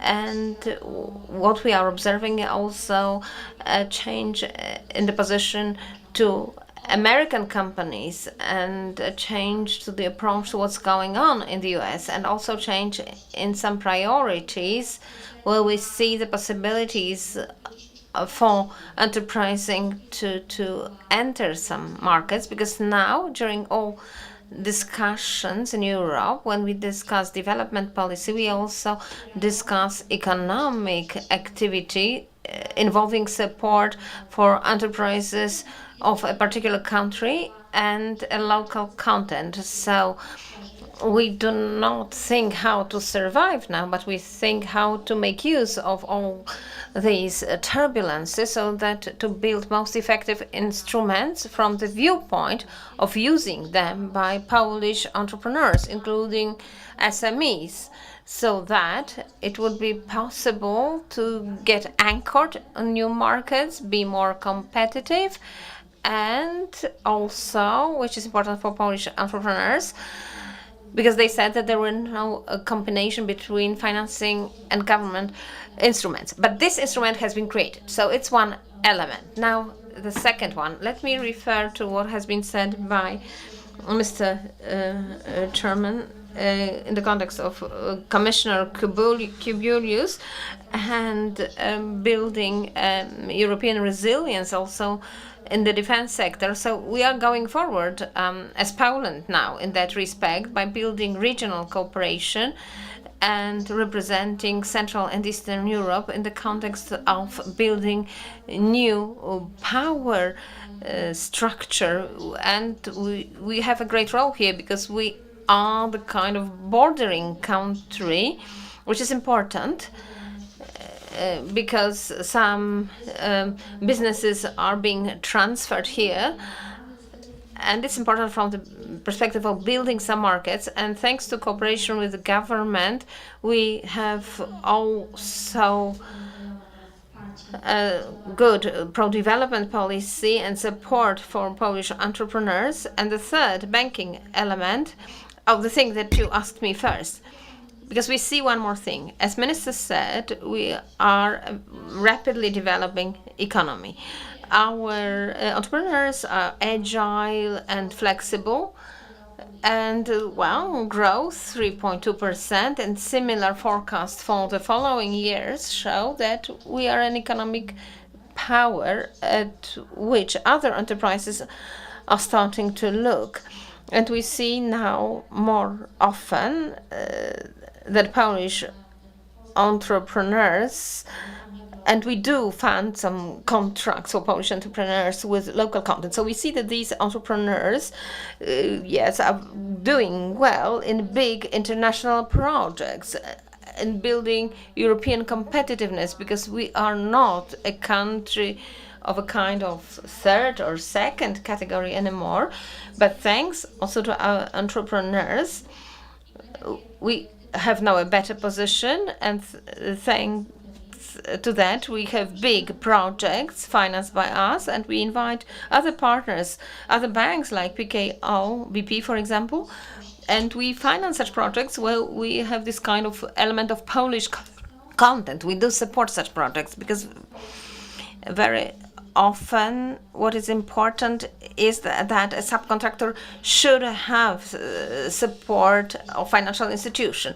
And now we BGK are behind such projects. And as BGK, we are not afraid of risk. And at the last financial committee, we were discussing whether Angola will go bankrupt, and when there is a contract between the government of Angola and some other bodies here in Poland. So, but the decision was positive. So we were able to manage this risk of collapse of such a business in the future. So we got going forward, and we are building the position of Polish entrepreneurs abroad. So now, President Radzikowski, how, from your perspective, the biggest Polish bank, do you perceive the geopolitical risk? How does it impact your strategy? And on the other hand, do you see, because of the changes that we've been discussing right now, you see also some changes in crediting investment and in crediting or financing expansion of Polish entrepreneurs abroad? So thank you very much for that question, and thank you, Madam President, for your statements. Of course, we do take into account all risks, and our companies also take into account such risk. I mean, the companies that we cooperate with. So we see that they operate rationally. We see that their activity reflect in their activity how these geopolitical risks are distributed. Of course, war in Ukraine, Russian aggressions, geopolitical risks related to the change of the US president and this kind of power struggle between the US and trading partners, imposing and eliminating some tariffs by the US, etc. Of course, the enterprises do take that into account, and we very often see here the tactics wait and see. So we don't know what will happen, and we therefore have to wait because we don't know how the country in which the enterprise operates or wants to start operating or wants to increase its presence or is not there at all but want to expand there. We don't know how the country would react. And we don't know how these geopolitical factors, including cooperation with the US, would look. So we see that, for example, in our cooperation with enterprises that are engaged abroad, we saw somehow kind of smaller, lower dynamics in recent years, we think caused to some extent by this uncertainty. I mean, the dynamics of financing foreign trade, for example, has slowed down. And with the changing situation, we see that. And we see also better forecasts, economic forecasts, and a slow increase in the German economy that is now abandoning stagnation. We see that there is more certainty in some oases of peace like the European Union, and this is a very good sign. So that for strengthening European integration and to operate in such a way when we are integrated so that we should become one of the most powerful, or maybe the most powerful economy in the EU. And all these activities that we are carrying out successfully, and I'd like to thank for that BGK, Madam President Pustuła, but these activities are really of great benefit to Polish entrepreneurs and therefore Polish banks. And please do remember that we are a service provider for Polish entrepreneurs, but generally our impact on what's going on abroad is not so huge. Well, so what we can have impact on and is our strength, and our strength in the country is also our strength abroad, and you can see it when looking at Polish entrepreneurs. So we see that more and more Polish businesses, entrepreneurs are more interested in foreign expansion and taking into account all these risks. And as I've said, we take into account some enclaves, but also within these enclaves there are some links. There are some such countries in the European Union that have more bigger or weaker links with Russia, for example, and therefore they are more cautious. Banks also should be more cautious because of their of such locations. But those countries which are safe, which are characterized by rapid economic growth and political stability, we don't see any slowdown there, and we see that Polish enterprises are interested in expansion there, like, for example, in Romania. Some time ago, in Romania, quite recently there was some turbulence related to presidential election, and we observed some discussion about that there and the direction. But this is already kind of fully fledged democracy, and it turned out that it was not a big problem. The democracy coped well with that, and this recently we had an important transaction of an important Polish company on that market. It's a public piece of information, and this is a kind of takeover. So the markets that defend themselves, that develop quickly, and they are politically and geopolitically stable, and on those markets our enterprises are active, and they are looking for the possibilities of expanding there, and we are helping them in that. And we are now present in 4 locations as regards our branches abroad, and one of those locations was recently opened in Romania. We are also present, as regards fully legal banking, not only corporate presence in Ukraine, and we have very ambitious plans included in our strategy published recently for further quick and broad expansion abroad, so that to help our entrepreneurs in their expansion abroad and in our country. Thank you so much. Let me maybe explain. Professor Kowal has to leave us, well, not because he's bored by our debate, but because of his other commitments. But just a clarification for clarification. Now let me give the floor to President Jaszczyk. How expansion of our enterprises, as now discussed by President Radzikowski, looks from your perspective, PFR perspective. Do you see any changes that are taking place or have taken place already? Okay, I confirm what President Radzikowski has just said. Let me get back for a while to 2024, because last month UN published a report, 15 direct investments worldwide, and 2024 we saw a drastic drop in direct investment, except for one region, Africa. The European Union, the US, although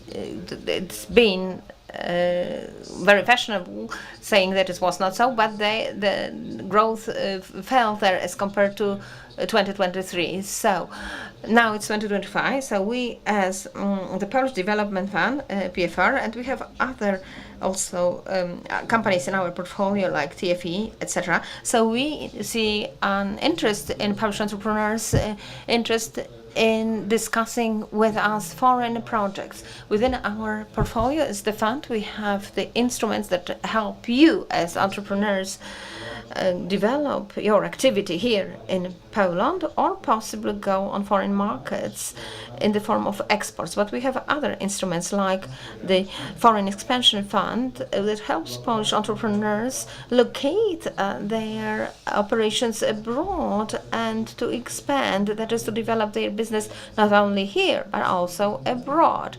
And based on the presentations that we've already seen today, we see that historically the first destinations for Polish entrepreneurs was, as regards the number of projects implemented there, were Germany. The second was the US. But what's interesting, we see some new destinations like Greece, Croatia as well. And recently we've had project in Finland.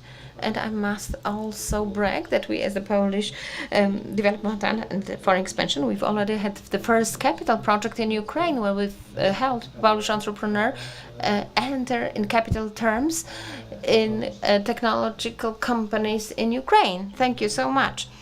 Thank you. Last but not least, President Piotr Kamiński. I'd like perhaps to ask you to kind of summary, because we are coming to an end of this debate. And I'd like also to tell you how, from the perspective of entrepreneurs, this situation looks. I mean, how they cope with the new geopolitical situation. So on the one hand, war in Ukraine and uncertainty as regards US tariff policy and all kind of things that it might entail, and how, in the opinion of entrepreneurs and their organization, does it impact their situation? Do they see more threats or opportunities, new opportunities? Well, I don't feel competent to sum up everything that has been said by distinguished preceding speakers, but let me refer to the elements already mentioned today. But I will discuss them from the perspective of entrepreneurs. I personally effective some takeovers in some companies abroad, especially in Western Europe. So honestly, the first thing is, indeed, it is very, very difficult and complicated process. And later on, the process of maintaining at an appropriate level of value of the assets that we've taken over. This is really a huge multicultural challenge and a huge financial challenge as well.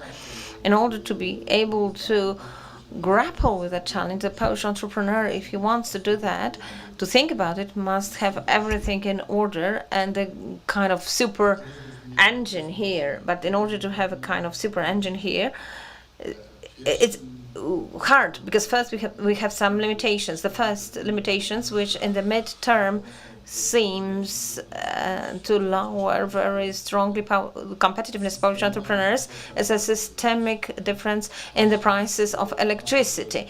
When we look, for example, that the next year contract for annual and electricity is 1 megawatt hour in France costs 60 euros, and in our part of Europe from 86 in Czechia to 95 in Romania.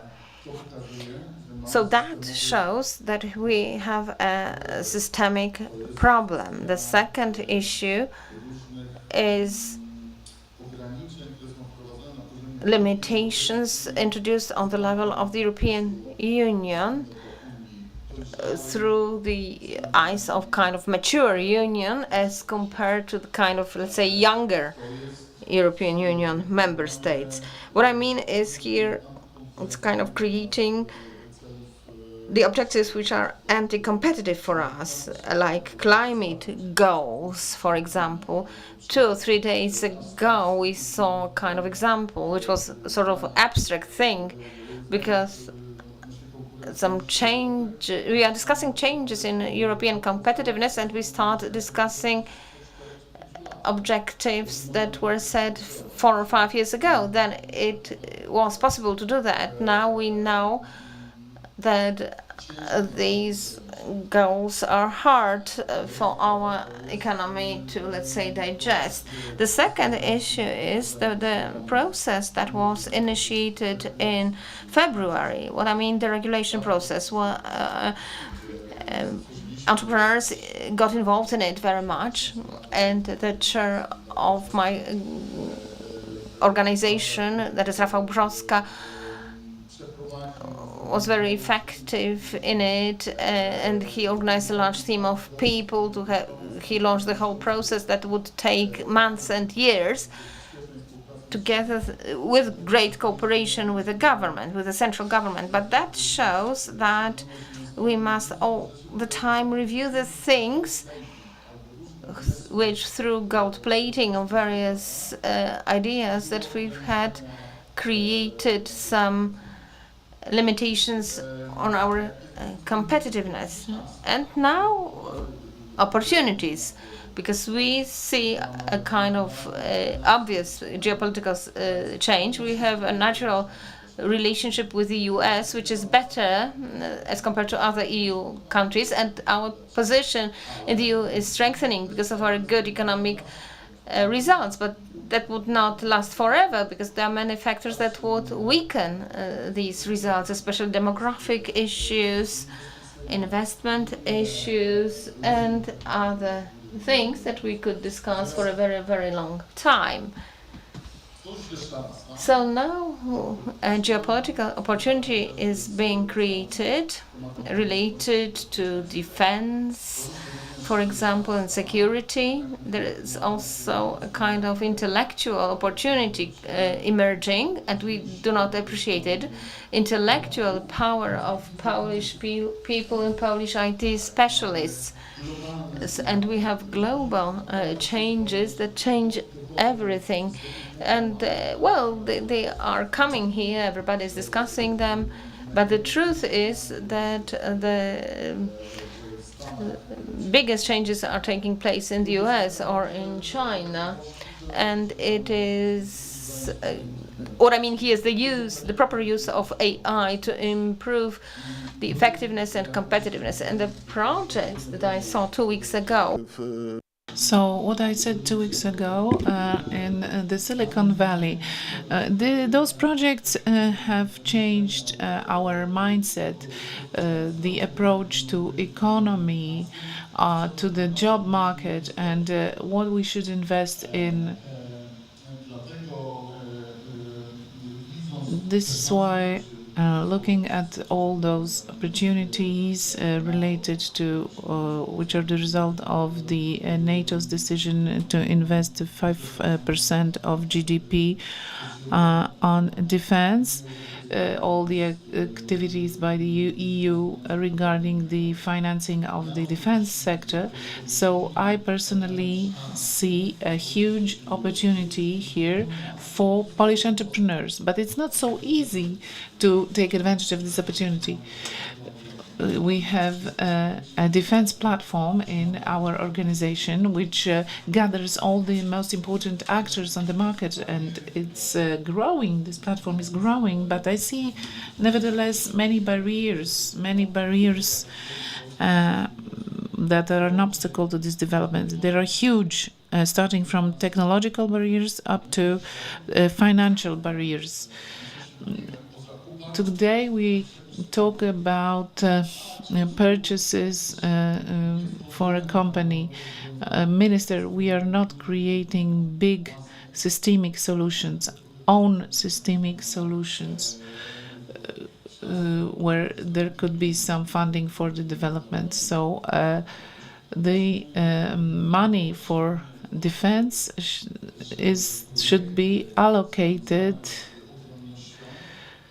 to projects in the defense sector, which are long-term projects that give us the opportunity to plan efficiently, because there is this liquidity problem, and there is also a problem of investing time and money and people in the development of technologies.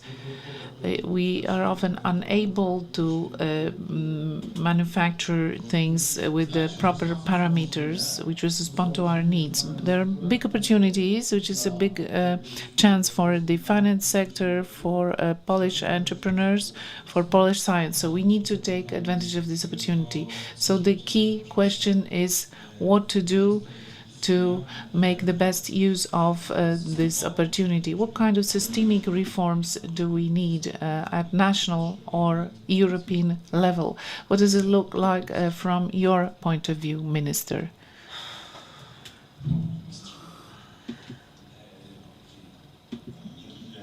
What reforms do we need, and what systemic changes do we need in order to make good use of those opportunities so that our economy is still competitive in those turbulent times? So first of all, I would like to thank all the panelists for what they've just said, and refer to what was said by the previous speaker. So without any criticism, but we need to listen to our entrepreneurs at the very beginning of the process, and this is how we see our role in the Ministry of Development and Technology. I fully agree that if we want to use those opportunities abroad, our enterprises need to be strong here in Poland. And we see it based on our success. The success of our company has shown it, and there are no companies that would fail in Poland and grow elsewhere. Unfortunately, there are some companies that decided to grow abroad, grow outside of Europe. We have a competitive problem with the States, as we know. So the problems we just discussed, and the energy problem, the problem of energy is clearly defined. Some serious works are ongoing. We want to improve the situation because this is a systemic problem in Poland, in Europe, again in the context of transatlantic competitiveness. But first of all, in the context of competitiveness towards China, it's about prices and technology. Technology is growing fast. So to respond partly to reply partly to your question,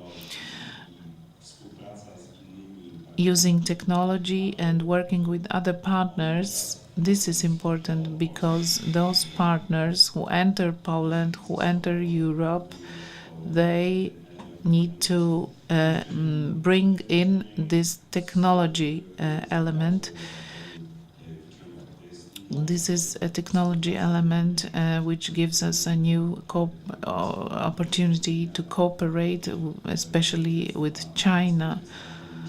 This is another dimension of economic security that was mentioned by the director previously. So when we are strong here, then there will be many other instruments at our disposal, starting from the Polish Trade and Investment Agency, which is able to share some good practices and information, and which is able just to promote actively promote our entrepreneurs abroad. We have BGK, we have BGK plus KUKE. They offer, on the one hand, the financing and the insurance, which is necessary. This is also related to Ukraine and innovations. We have this Ukraine facility, which is available to our entrepreneurs, an instrument mentioned by the president. But we can also use those this insurance. And we are talking about new markets, completely new markets for our entrepreneurs. So to finish this speech, we are now concentrating on this program, the program that promotes Polish economy, Polish economic diplomacy, within the Ministry of Development Technology and not within the Ministry of Foreign Affairs, which role is different. Well, our role is that we go beyond our comfort zone and freedom that we have within the EU. Our governments may help on African markets, in the Middle East, in Asia, in far Asian countries. And what was said by the previous speaker is that we have new opportunities because of some turbulent times that we are now having. And an example is my visit to Canada. Canada, from 50 to 70%, depending on province, they are dependent from 50 to 70% on the US, and now it has collapsed, so they are looking for investments now. And Poland and other countries are on the list.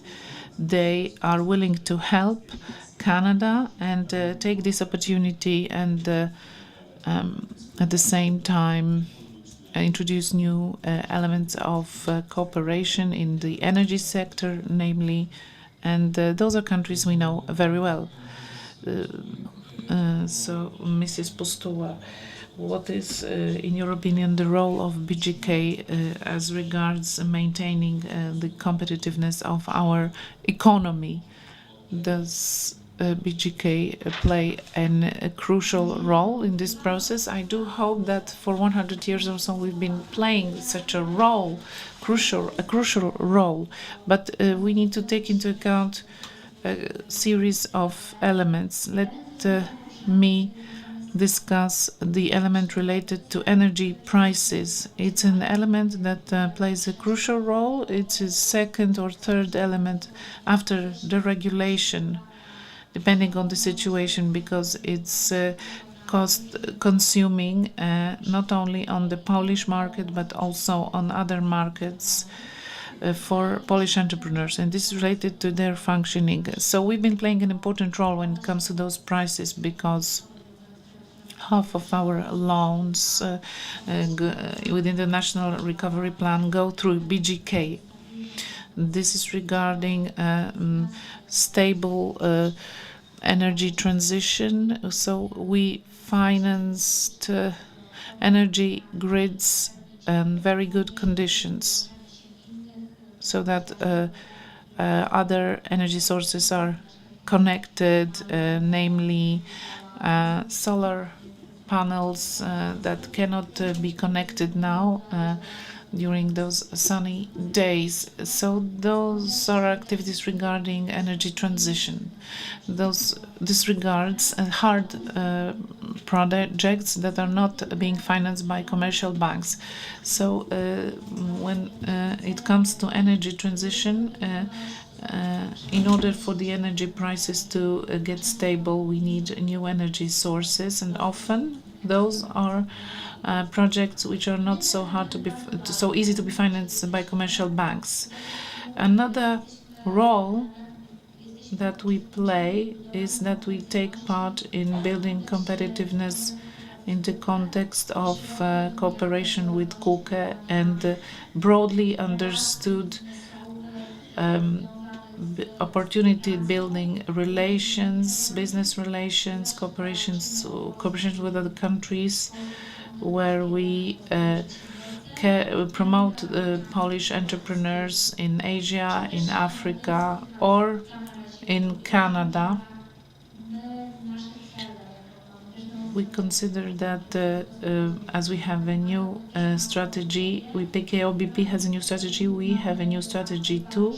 So we've been supporting much more exports within this new strategy. We saw important transactions done by the biggest entrepreneurs, because an entrepreneur needs to be efficient, but maybe it's not the biggest ones, and it's not only about African markets and exports. To Mr. Jabłoński, he's not here, he's in Rome. He will be in Rome, but in general, we are financing a project of one of our entrepreneurs, and a contract will be signed. So this is our daily activities. The minister talked about the Ukraine facility. We don't have those products yet. It's a new regulation at national level. The European Commission, we applied in the first call for proposals. We have a positive decision from the European Commission, but the contract has not been signed yet. But those instruments will give us support in Ukraine, not in Poland. It's an instrument that is specifically dedicated to recovery, to rebuilding Ukraine. So it's a guarantee of obtaining public funding. And the last sentence from my side, before Ukraine facility comes, we have had 250 million of loans which are available to exporters to Ukraine. We do hope that the war will end soon, so the market is already here. We need to support our exporters, and there is a preference instrument for 3 groups of exporters, for the ones who are already there, who would like to be there, and also for humanitarian aid. And here, through some brokers, we finance this. There is a bridge so that we get ready for the reconstruction. So we support them directly. Mr. Radzikowski, a question to you. We don't have much time, so I'd like to ask you to be brief. Well, as it was already said, Polish companies need to develop abroad, but for that they need a good situation here in Poland, have a good standing here. So how much is it possible to ensure such a financing by Polish banks? The lack of access to funding, is it a problem? No, I don't see such a problem. We have the best solutions at our disposal. The best example is that we finance not only enterprises but the state too.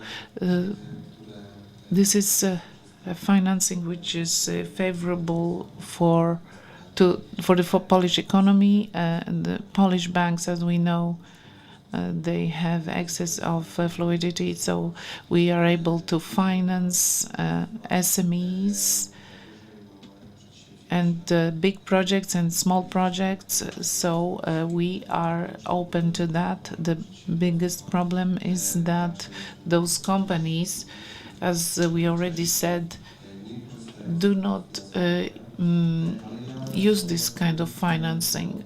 As an economist and a scientist, I have the following approach. I analyze it, and I don't think it's it's their fault, because let's just think why it's like that. Let's just analyze the situation. And in the end, I consider that it's hard to criticize or judge some decisions, arbitrary decisions, because individual entrepreneurs' decisions seem to be the best. But we are open anyway. We are open to finance here and abroad. As I said, we are in 5 locations abroad. Within 10 years, PKO BP created 4 locations, and in the next 4 years we will be present in 8 additional agencies. We have branches, corporate branches and representations. So we'll also be able to ensure cross-border financing in 15 European countries. So we are at their disposal. We are here. We serve them. We as banks, have always been playing this role. We serve them, and within the regulation process, it's important to think not only about SMEs, big companies, energy companies, but also about banks, because burdens imposed on banks, whether like it or not, have an impact on companies that we finance. We also we are eager to finance Polish companies, of course. Mr. Jaszczyk, I wanted to add that the money is in the banking sector. On current bank accounts, we have more than 1 billion zlotys. So within the assets, there is a bigger percentage of state bonds than loans, the biggest share of those bonds than of loans. So money is available. To refer to what was said by Mrs. Postua about instruments to support the expansion in Ukraine. Yesterday, a program was announced called Team Poland for Ukraine. that was built, created by 6 institutions, companies, which created the Polish development group RP, PAIH, PARP, and BGK, and also the Polish Development Fund is part of that. So we've gathered here one thing. So when you look in Team Poland for Ukraine, so we gathered at the offer of these 6 institutions that is to help Polish entrepreneurs know all these products available on the market, because there are so many of them. So we have a kind of interactive guide there. You can answer questions in several minutes, and this form will show you which product will be appropriate for your activity, for example. And in this case, what I mean is Ukrainian market. So we have already solutions. It starts functioning. As Madam Ombudsman for SMEs said, it's not an art to create a product, but to reach an appropriate person with a product, so he or she would be able to use it. Now, Madam Janczewska. All right, thank you for referring to Team Poland, because I'm a great fan of that, because I am a great opponent of silos in administration in activities here in Poland. But let me just say one sentence. If today we are ranked as the 20th among world economies, that means that we are a rich country. And first, we should be very proud of that, because it's been just 30 years of transformation of our hard work in this period. But it's a very good sign for the future, even if the geopolitical situation is so difficult. Today, we are the 20th economy in the world. And it seems to me that when we build all these cooperation networks between agencies, so that we would have one Team Poland, or between ministers, or between enterprises on the European Union market and on the third countries market, and I think now these networks are a recipe for further growth, and also recipe for building our competitive advantages. So this is, from that perspective, a great task for the Ministry of Foreign Affairs, and I'm always a kind of servant here. But let me just quote a kind of saying, a Polish proverb, that when we got together, we are strong. So now, President Kamiński, now the last thing. First, we are we are not a rich country as regards the finances, but when we say that we are a rich country, then we have kind of bizarre ideas like 3-day week of work, or etc., or saying to young people that we can just make use of everything now. But I'm against such things. We are a country that is working hard to get rich, which has financial troubles, the country that must really show its intelligence to cope in a very to be able to cope in a very competitive world. That's why, first, I think that the Polish banking sector is not used at all to finance the Polish economy. It should be more deregulated, because there are so many limitations. I spent 15 years in banks, and I be honest, I mean, the level of limitations from the viewpoint of businesses that the banks have, how difficult topics are dealt with at banks, is really is hard for entrepreneurs. So there's a great deal to be done here. We must find ways to mobilize long-term capital and to use to the maximum extent the state of the art science. And what we must do now, the last sentences now. First, I appeal again and again, maybe for the 100th time, so that BGK should try to again give guarantees for liquidity, credit facilities. It's really necessary for the economy, especially for the industry. Please believe me, if there is no, let's say, blood in the economy, we will have we will not be using opportunities that are emerging, and that also pertains to the use and the possibilities planned under RRF, especially as regards long-term investment-oriented financing, because there are many operators that have been given positive decisions, but they will have problems implementing RRF projects because they don't have enough funds. So this was Piotr Kamiński, Vice President of Employers RP. So with a bitter, let's say, note, we are ending the debate on the competitiveness of Poland in the European Union in a new geopolitical situation. So thank you so much. See you soon.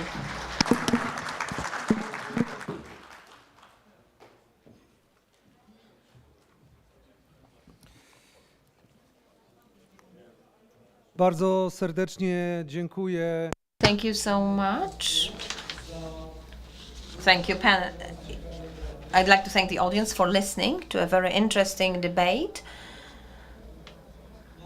Now we will have 10 minutes breaks, so let me invite you to a coffee break and some refreshments. And please be back in the conference room because we will have a very interesting debate about technologies to support access to financing our enterprises. So see you in 10 minutes time.